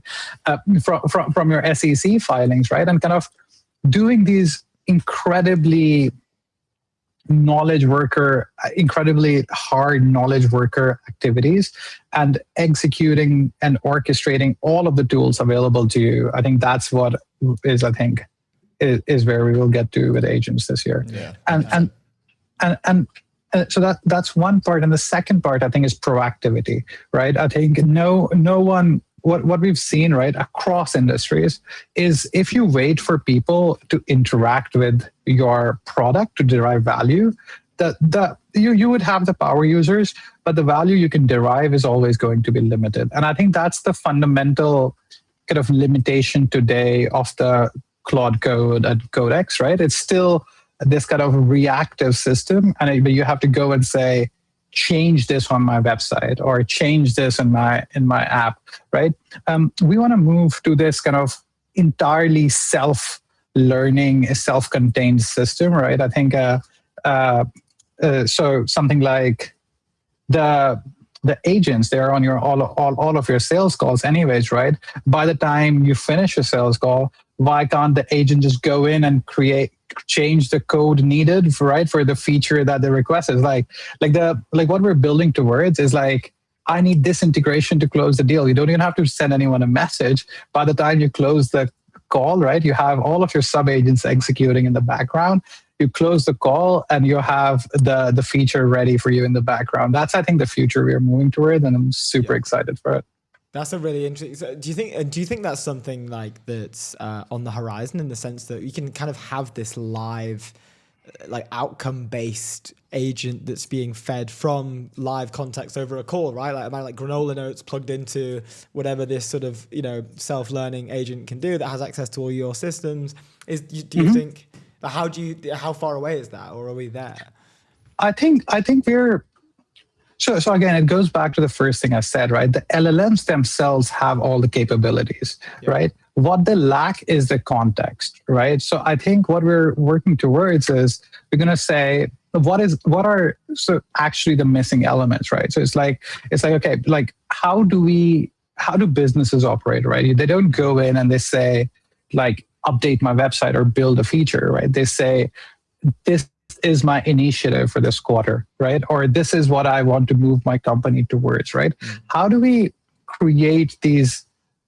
So what we're building towards, right, is how do we create these agents, which we just say, my initiative for the quarter, or like what I'm working towards, is to be the best company at this, right? Or I want to move more upmarket, or I want to make sure that we keep winning deals against these competitors. Giving it these kind of high level targets, and then it orchestrating every single sub-agent within your tech stack, whether it's coding, whether it's helping the sales rep, whether it's collateral, anything that is needed, right? Like just building on top of these high level initiatives and going in and just executing on them. Yeah. That sounds like AGI GTM for me. AGI GTM. Yeah, I think that is a great. I think it's like that experiment, right, where someone ran the vending machine in the simulated vending machine with a business with an AI, right? I think. Yeah. I think it might have been closer.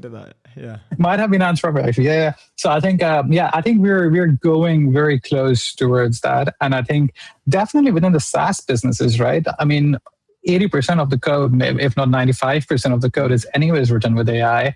We already all the specs for that code are created by AI, right? And it's just how do we close the loop? And I think the missing element is we need to tell we need to kind of create the open claw experience, right? Where it was like the self-learning system in the background. It knows your high-level initiatives, right? And it's just executing, and it's identifying what is happening, and it's just moving towards where you need your business to be moving. Yeah.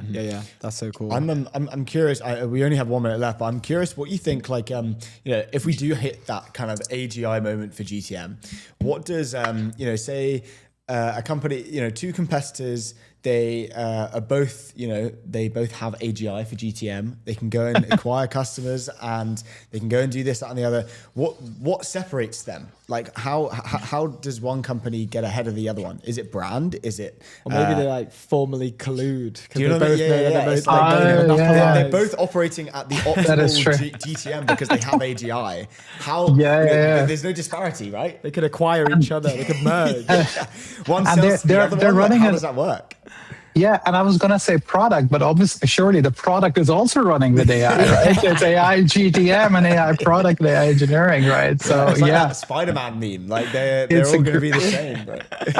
Yes, it's like that is a great question. I would think about it more. And we'll have to get you back on, and you can explain, your thesis behind that. Thank you so much for joining us. And congrats on the news as well. Thank you so much. And I will see you again sometime soon. Awesome, dude. Good stuff. Anytime, man. Thank you. Congrats. Before we have our next guest on, Polymarket, the world's largest prediction market. Stay informed and profit from your knowledge. Go to polymarket.com. We have Martin, CBO at Peaq, in the studio, I believe. Can you hear us? Yes, we can. How's it going, sir? Good. How are you? We're very, very good. Welcome to the European Technology Network. It's a pleasure to have you. Thank you so much. Thank you so much for having me. No, absolute pleasure. Maybe for the viewers and the listeners at home, do you want to introduce like your role as well, like the Chief Business Officer role, and also Peaq? Sure. Happy to. So let me start with Peaq because it's more important than I am. So basically, Peaq is basically the omni-chain infrastructure that allows robots and machines of all sorts to do business on every chain, to be tokenized, to be investable, to become autonomous economic actors, economic participants. We've started out more than 8 years ago, actually, focus a lot on enterprise cases. We work with Bosch, the Volkswagen Group, quite closely, actually got some of the things that we do now to production. And I was actually at the enterprise side up until like 3 years ago, more on the corporate VC side, invested in Peaq through Bertelsmann Investments and Generative Ventures, fell in love, and then joined as CBO. And obviously, our goal is to free the machines, make sure that robots can not only like walk around and do stuff, but also can start trading, can start making money, can start paying each other, getting paid. And that is the system that we've built. Actually, very soon, fully available on base as well. We built this as a layer 1, onboarded 3 million machines and sensors, and now taking that omni-chain. And one of our employees is an AI agent that is soon to be robot. He lives on base as well. His name is Woon. I wanted him to come up, but it was a bit short notice for him. But yeah, there's a lot of stuff that we do. We've been around for a long time, and my role is obviously to grow the ecosystem. That's amazing, man. That's so cool. This AI agent is being like promoted to like physical form, essentially, as he's to go to robot. No, he's saving, right? So basically, where did the idea come from, right? So basically, we work with a lot of robotic manufacturers, have an idea and understanding of what it is that they need, and when we released Pico as this omni-chain software, right? What that essentially means is it makes a machine an economic participant, right? So it means it gets a universal identity that allows it to basically travel, right? A passport that allows it to consume services, verify that the machine is who it claims to be, right? It has a credit rating that measures the telemetry, but also the economic activity to ensure that everything is spot on and correct. And then we basically said, look, we want to hire someone for social media, and then said, look, why don't we just kind of hire an agent to take that role over? And that agent has the goal to save up enough money to basically build his own robot buddy. And that is what Woon... That's so cool. Yeah, and that is what Woon is doing actually quite successfully. I mean, this little beast has made more money than I, at least in the last couple of weeks. Yeah, it's like the trading. Walk us through like how much money is this thing made? When Woon was born to like Woon now saving up, like where has he got a little piggy bank? You know, just a piggy bank. Yeah, I mean the trading fees on Banker, obviously, right? So the token was launched on Banker, and it's different things. So the agent gets a salary. There is an optional component to the salary, which is basically attached to his performance, like how many impressions does he get for Peaq, how does he kind of help the ecosystem grow, right?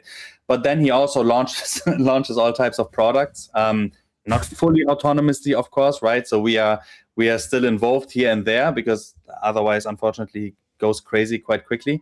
But he launched this platform, Robo.fun, which is it's live, which is basically an AI challenge market, right, where you can ask all sorts of weird questions and have them resolved. People can bet on them, like would Pele beat Cristiano Ronaldo in a one-on-one if they both had just drank 10 beers, you know? And then there is like an LLM consortium that resolves these markets, and it's all very playful and funny. He has his own fashion brand and sells T-shirts and stuff, right? But it's indicative of where we are going as a society. Yeah, 100%. And that is interesting.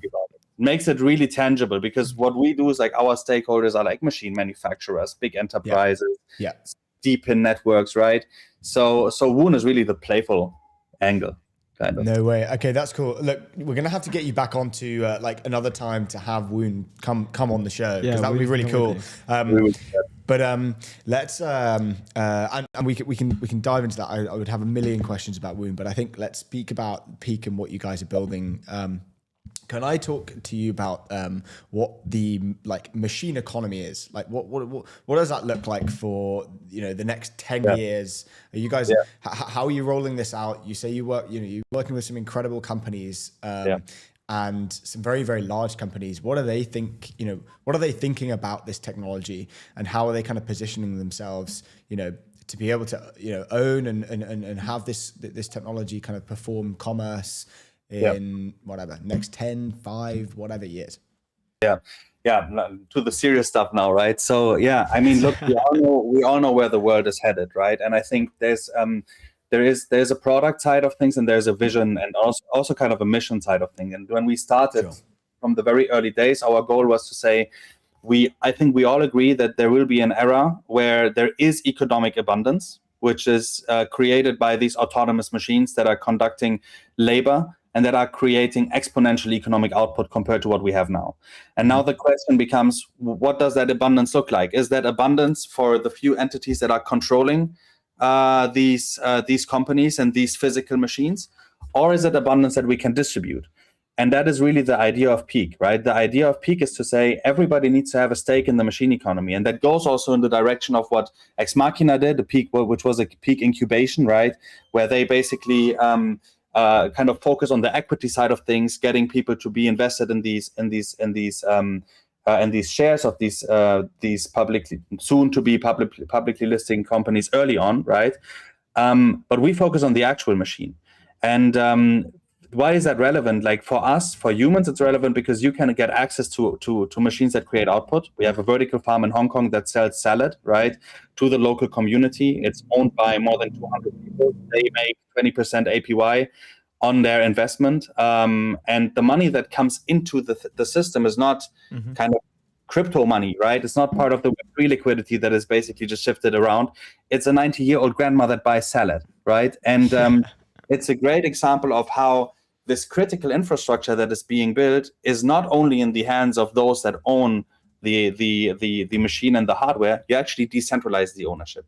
Now, why do the big companies care about this? Why do the machine manufacturers care about this? And the perfect example I feel like I'd like to give here is when COVID hit and all the American Airlines planes were basically not flying anymore, right? And the company got into trouble. What did they do? They basically started raising actually a record amount of money on their American Airlines Advantage program, which is their loyalty program. So what made them raise money at a very high valuation was not the planes or the hardware, it was the data, right? It was the IP, it was the information about the clients, the miles traveled, the telemetry of the humans in a sense. And the machine is exactly that. The machine is consistently creating data. It's consistently providing information. It's consistently creating output. And what we enable the machine to do is, A, that this data and output is permanently verifiable, that the machine becomes rateable, so it gets a credit score, right? Similar to how we have Moody's, for companies. So basically, similar to a human becoming economic and financial market participants, we enable the same for the machine. For the big companies, that is relevant because suddenly, when they basically want to finance their machines, they tap into Web3 liquidity, community-owned liquidity. They can get better shares because what we do is we leverage the telemetry of these machines in order to provide better yields to these providers, right? And they get the ability to scale, specifically if they are SMEs, much faster than if they have to wait for months and months until they get a loan from a bank, right? And so the big issue is, and you see this even with the big humanoid robotics companies, right? The big issue is not that the machines and the pilots don't work. They work, But right now, machines and autonomous robots, it's an entirely new asset class. It's not a forklift, right? Like a forklift, there are standards that you can rate, okay, this is the residual value after 5 years, et cetera, et cetera. You don't have that for robots and machines. And that is where kind of we come in between the machine and the company that wants to, enhance the automation, deploy more autonomous robots, cobots, et cetera, help them finance that, help finance the infrastructure. And at the same time, and that's the essence, give access to the people to benefit from the biggest economic explosion that we've ever seen as a species.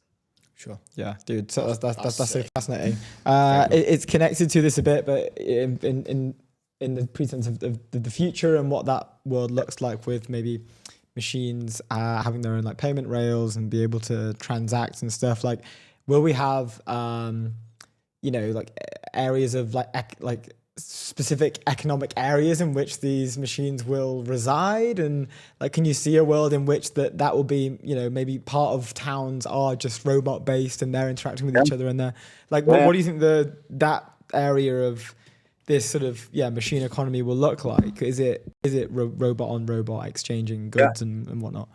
I think it's honestly it's going to be almost everything. I envision a future, and I mean, it can be a very dark future, but let's focus on it being a very bright future. We're optimists here, Exactly, where basically everything that you don't want to do, right, can be done by a machine and by a robot. And the rails, I think the rails are there, right? The rails are Base, right? Any other chains, Avalanche, Solana, Ethereum, crypto. Blockchain is the financial rails. That is the settlement layer. And where we see each other is like the enabler, right? We are the economic enabler. And I think this enablement is done by giving the machines the ability to trust each other economically. And that means a delivery drone trusts an automated factory that the package that it picks up is the right package and is verified. The drone will pick it up, it will transport it to a house, it will drop it on a quadruped that then delivers it to my house, right? It will be a humanoid that will basically clean the streets in the local community. It will be fleets of humanoids that are basically working in factories, as we've seen it with this figure example just a couple of weeks ago for hours and hours straight, right? And the bright side of this is that a lot of the work that is hazardous for humans, probably we don't have to do that anymore, right? That is, I think, one of the biggest advantages of what I see here. And then just from an economic perspective, any discipline where the marginal cost of deploying a robot is lower than deploying a human will be transformed by this technology, will be transformed by the rise of robotics, similar to how we already, nobody talks about it because we don't live in factory floors, but I mean, ABB, KUKA, all the big automation and robotics companies, this is there for decades, right? So it will be increasingly visible, it will be increasingly automated, autonomous driving, great example, autonomous delivery robots, all that stuff.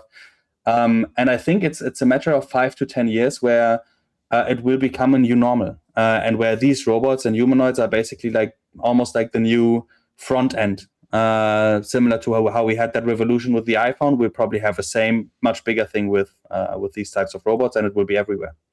Yeah. I found a very interesting take on X, basically talking about the dot-com boom and how the dot-com boom kind of revolutionized everything, but everything in our physical world didn't change. You look 10 years.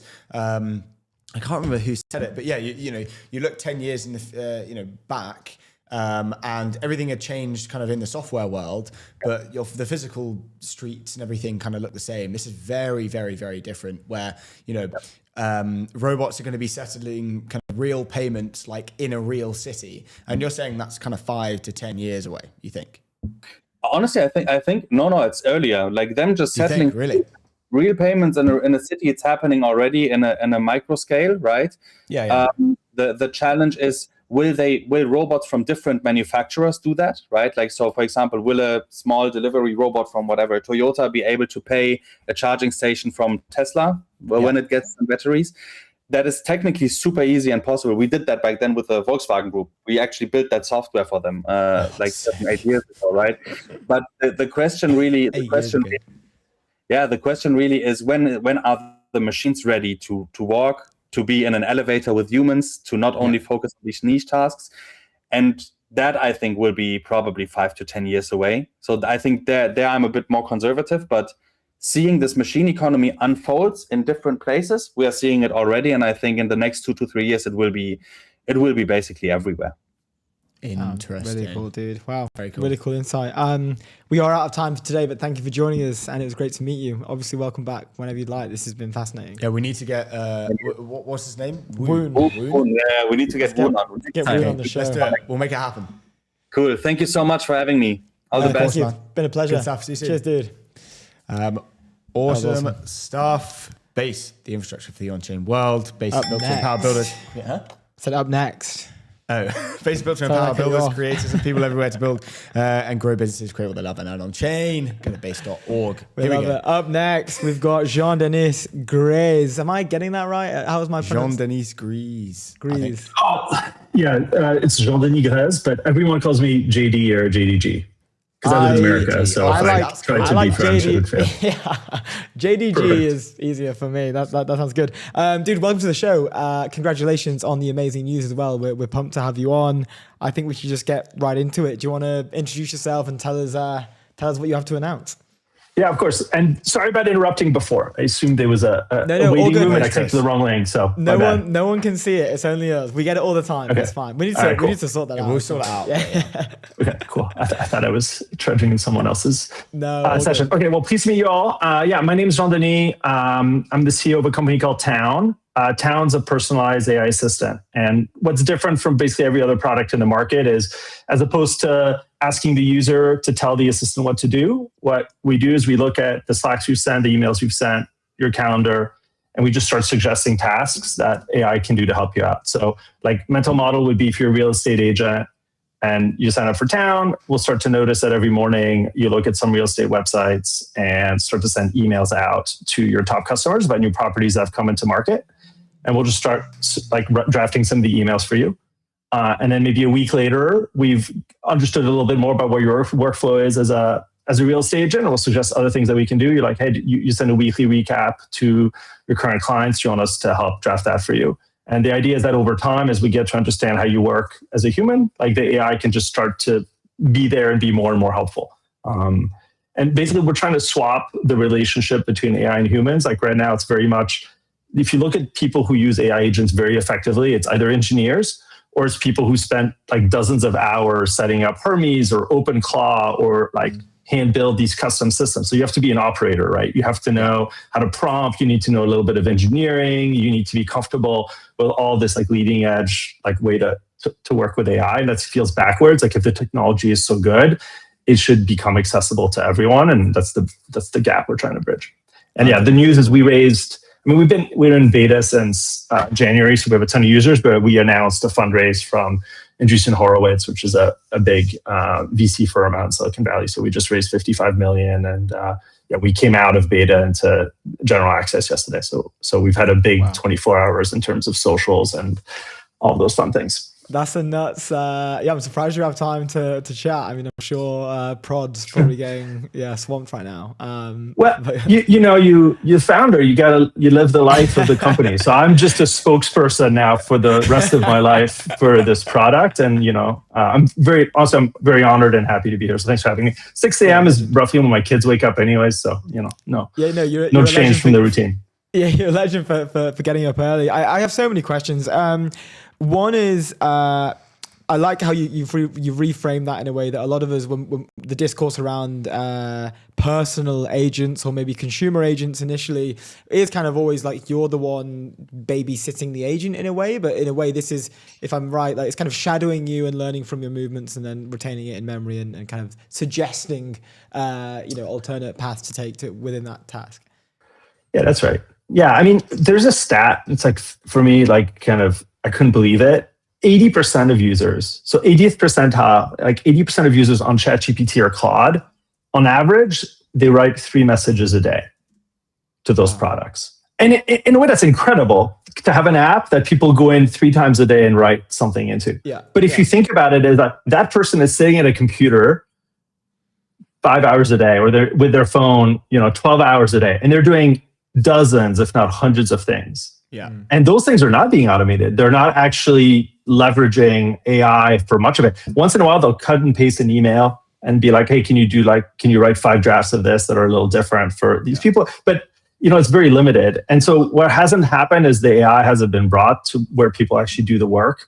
Yeah. And when you interview people, it's like, if people just don't know what the tech can do for them, they just don't know. Like we talk about our users like a distribution, and the top 10% of users, the ones that do the best things with Town, we call them tinkerers. Because even though the AI suggests things to them, they really push it beyond that and they build things that are amazing. Yeah. And so the tinkerers are incredible. They get a ton of value out of our platform. And I'm sure OpenClaw, every other piece of software that's AI based, you have these tinkerers that spend the time to make it amazing. Mm-hmm. But the other 90%, they still get a lot of value, but they know they're not the tinker. They know they're not getting as much value of that person. And that's the gap. I think that's the opportunity in the market. And so we're like, everything we wake up in the morning, everything we think about is how do we get everyone to get as much from this technology as the best, most tech forward users. Yeah, and that's a really interesting problem space. No, that's super interesting because AI for that 90% almost kind of sometimes feels like it's more work, right? It's more added things that you have to think about. How are you guys kind of, I guess, maybe structuring the brand, the GTM kind of side to it to make it feel like it's not more work? It's yeah. Yeah. I mean, by the way, what you just said, I'm going to steal that because that's what it just feels like, more work. Nice. So from one part of it is I just think out of the box with no configuration, nothing, zero, you've got to get some value. So we look at things that are in common across lots and lots of people that just makes them look good, that they just get with doing nothing at all, not even clicking on a button. So one of them is before every meeting, we send you prep for the meeting. Like, when's the last time you talked to that person? Were there new invitees that were added to it? Like, given the email chains that you have about that meeting, like what would be helpful? Can I do research online about if it's a customer, like their last blog post? We just do that out of the box and we give it to you. Because if then you get prepared for the meeting, you see there's awesome prep notes in your calendar next to the meeting invite, you read them and you're like, oh my God, this is amazing. You start to be like a little bit peaked. So we do that. That's like the first part. So even the product, you do nothing, you get value. And then from a brand perspective, the way we reflect that for the brand is we're just like, look, like it's going to get better for you over time. You got to give it time to learn you. We will start to deliver a little bit early and it'll be free for the first 15 or 30 days so you get to experience it. And then our goal is at one point to hook you to like press on a couple of buttons and take some of the suggestions that we have and be like, yes, I want you to do that for me. And that really, it's like really resonates with folks. To do it broadly, we've also tried to make the AI approachable. So if you go to town.com, the website, you'll see we have these kind of zany little characters. Yeah. You give your AI a name, right? So mine's named Ivy. You can change its look. Yeah, it's kind of silly, right? But AI is the first time in humanity we've like created a new thing that feels like it's alive. It's like a sentient being. So it should have a name. So ours, you don't use town. You give it a name. Like you can name Bob, you can name it Fred, you can name it Ali, you can name it Ivy. Then you can have a stock image, but it's a little bit like an RPG game. You can generate your own avatar that's like yours. You can give it a personality. And it's, it should feel like someone that's there. Okay, let me try one last thing to explain it. If you are Dua Lipa or, I don't know, Harry Kane, I don't know who, like a famous European person. You imagine that person do you think that person looks and reads their email and all their texts? No. They have like a personal assistant that does that for that. And that personal assistant, it's like they have a relationship with a personal assistant. The person that knows them. They know when there's something that happens that like Harry Kane needs to pay attention to. They understand that. They have a mental model of who Harry is, right? Or who Dua Lipa is or whatever to make them successful. So I'm aged. So you just got to understand my references to anything pop. No, they're awesome. This is like 10 years ago. And so we're trying to build like that thing that knows you deeply so it can be more helpful to you, right?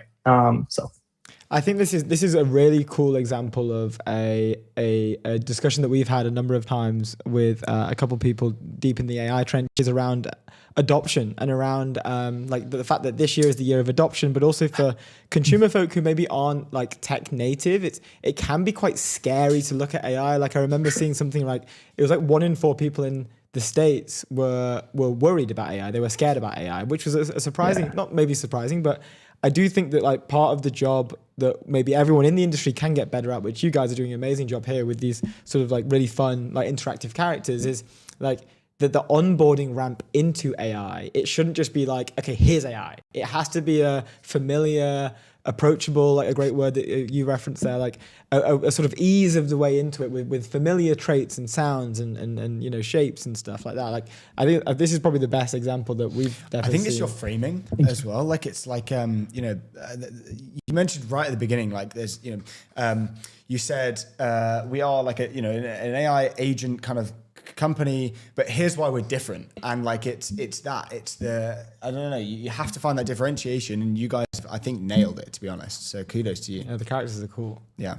Thank you.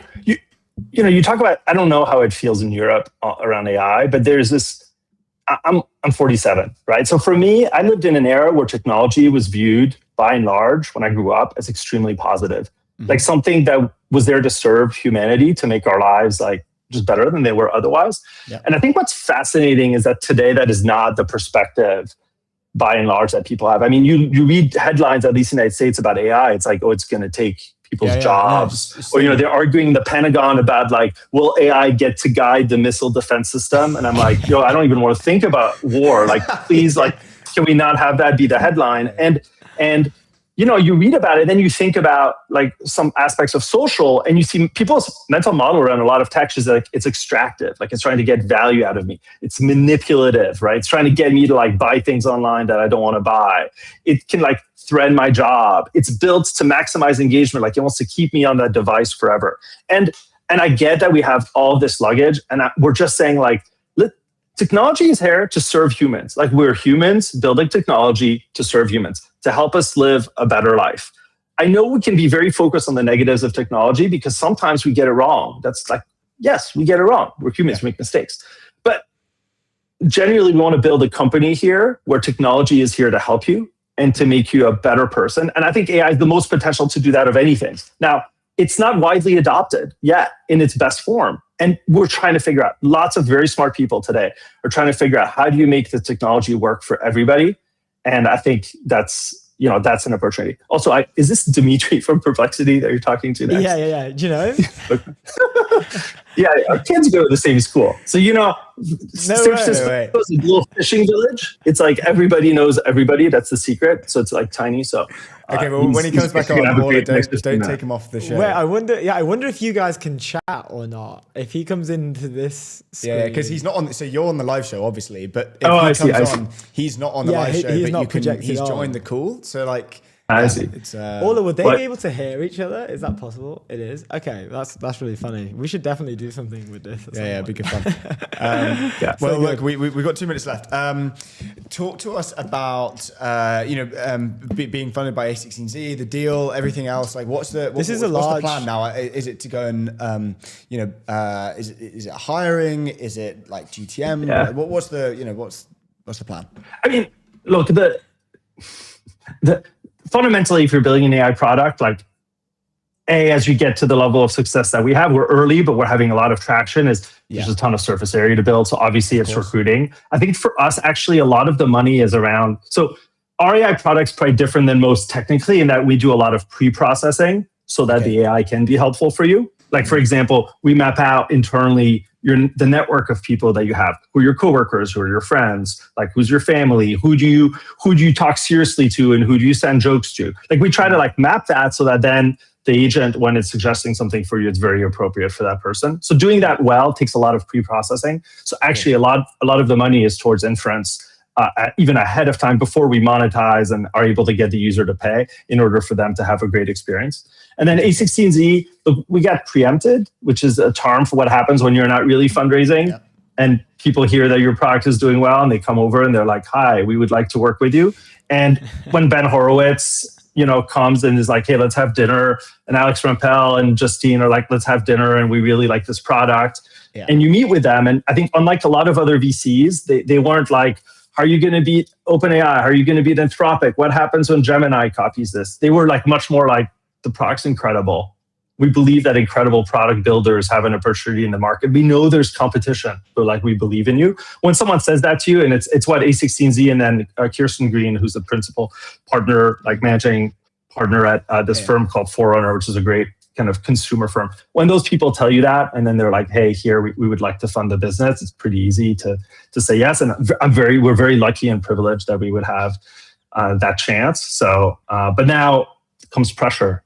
Obviously, with that amount of money, you're not building a product for 100,000 people. Right? You've got to build something really that millions and millions of people can get value from, and we're excited about that. We went viral in Japan this morning, so one country at a time, and that's the goal. Amazing. Dude, I'm very excited for you guys, and you got to keep us updated because what you're building is awesome, and I'm pumped for you. Yeah, welcome back on your team, JGG. Yeah. I love it. Thanks for having me, and I love European tech. So I'll be in Europe this summer, and excited to meet some entrepreneurs as part of the trip. See you guys. Legend, dude. Thank you, dude. Thanks for joining us. Have a good one.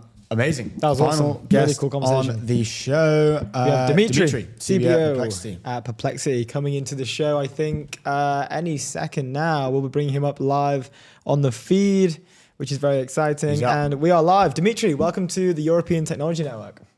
Hey guys, great to be with you. Looking forward to this. We're very excited to have you here, sir. Thank you for spending time with us today. We've got a bunch of stuff to jump into. Maybe I would normally ask viewers to, guests to introduce themselves. Maybe just a quick one from you. Your position at Perplexity as well would be great to dig into a little bit, and then we can get into a bunch of questions we have. Yeah, so I'm the Chief Business Officer at Perplexity. I oversee all our functions that aren't product and engineering, which means half my day are things I know, and half my day I'm wholly dependent on Perplexity Computer to teach me how to do my job. So I'm there with all of you, figuring out how to supercharge our company and be more productive. Let's go, sir. Let's go. I am just getting some feedback from our producer. I think there might be a slight echo. Could we try without headphones, possibly, or? Sorry. Let's do that. Okay. Let's do that. Okay. Just checking if that's any better. Can you hear us okay? How about now? Yeah, Better? I think that's better. Is that better? I think that's better. Yeah, we're good. Amazing. Sorry, sir. You just mentioned it then. Let's talk a little bit about the new release. First ever hybrid agentic inference orchestrator in computer. Break this down for us. Tell us more. Saw this on the timeline, and congrats on you guys been shipping at an insane rate recently as well. Yeah, execution velocity is the moat. What we realize is that as people are talking a lot about the compute crunch, we actually have a data center on every desk. It's your laptop.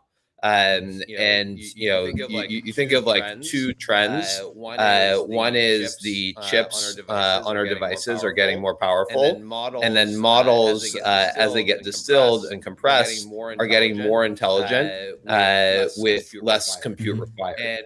And what we announced with Intel at Computex, but really this is going to work across a broad variety of platforms, including Apple Silicon. Obviously.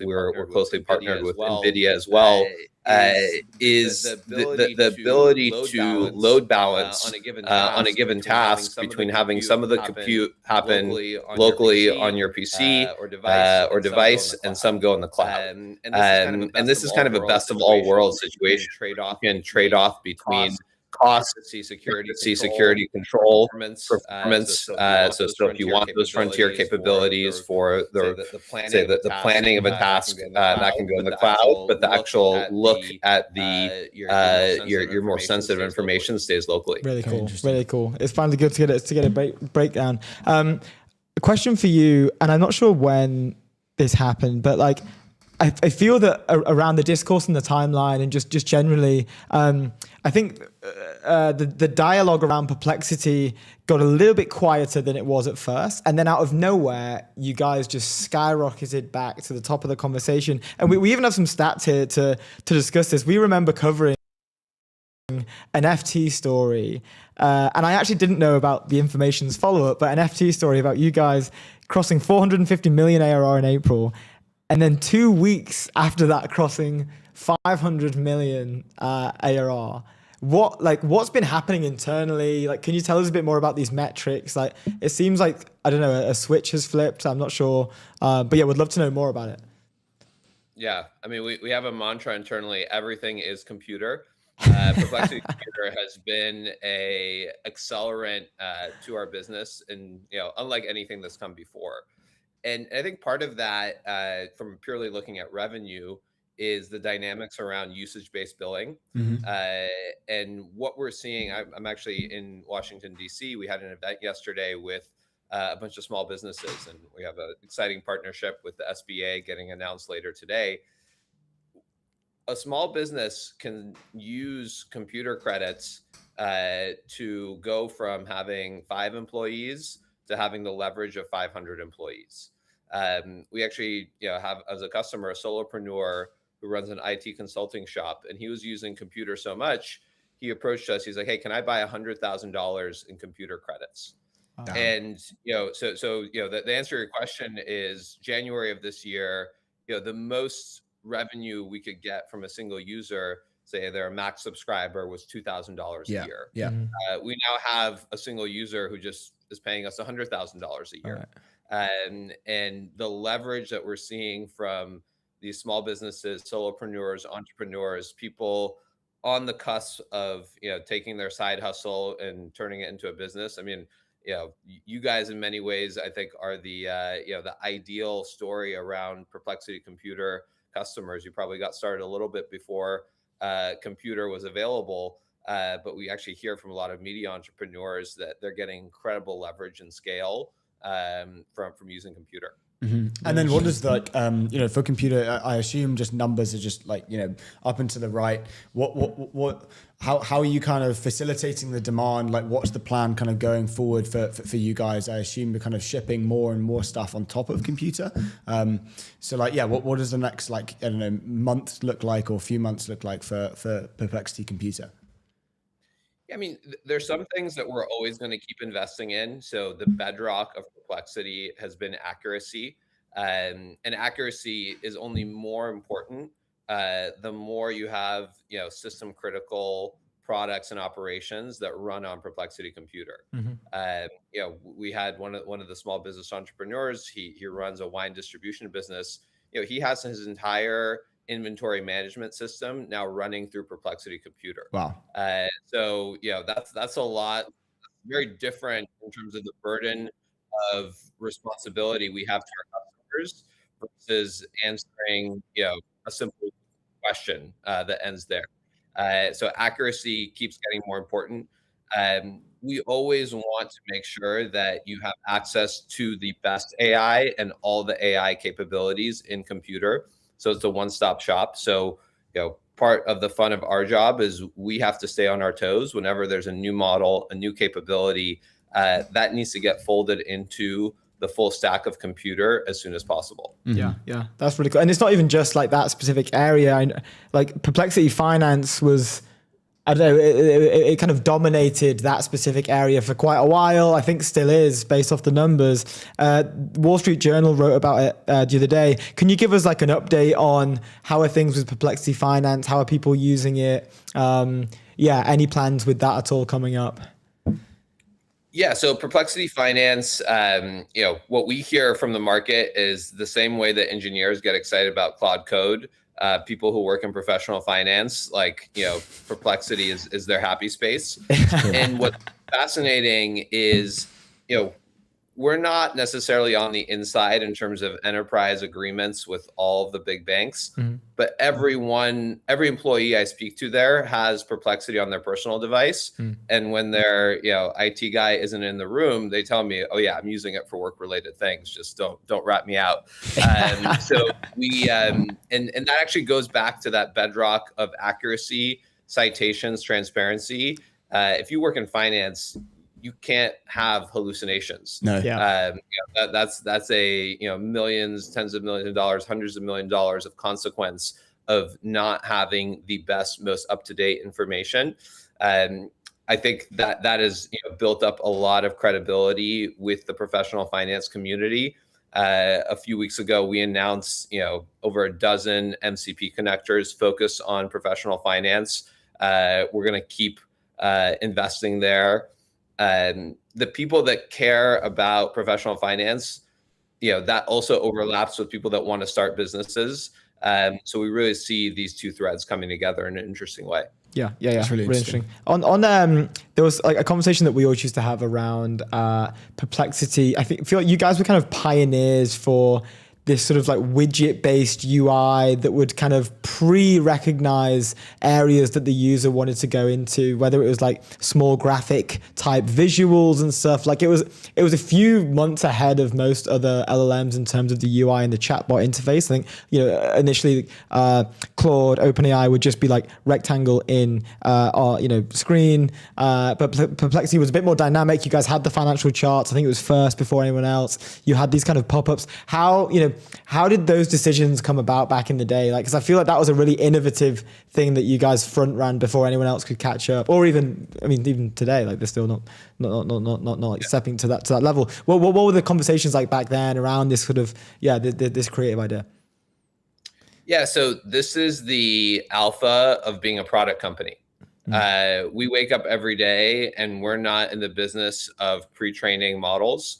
We're in the business of looking at our product, understanding our user needs, understanding what's referred to as the capabilities overhang, right? So what you can do with the model versus what people are actually using them for, there's a big gap there. And in many ways, like our success is bridging that gap. And because all our best people are singularly focused on product versus on research or training. That creates a space where we're always, many months ahead on UI UX. And granted, in the AI era, you're not going to be able to differentiate for long on user experience because people, it's easy to copy things now.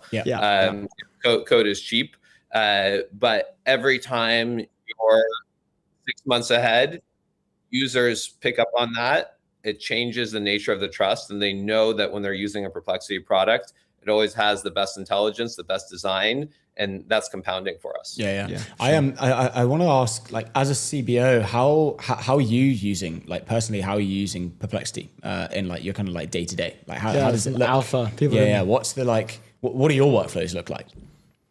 Yeah. So so some fascinating stats. So the most engaged cohort of users of Perplexity Computer are the C-suite.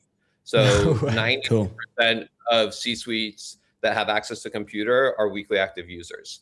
And this is because computer is ultimately, it's an engine for delegating work. And this actually flows more naturally to executives who every day wake up and they've got a bunch of problems and they don't have enough people or the right people to solve them.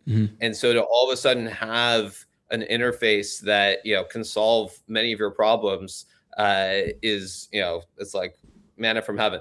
And so we are seeing incredible adoption. And so I think actually what computer unlocks for executives and what it does for me is I actually get to operate like an IC.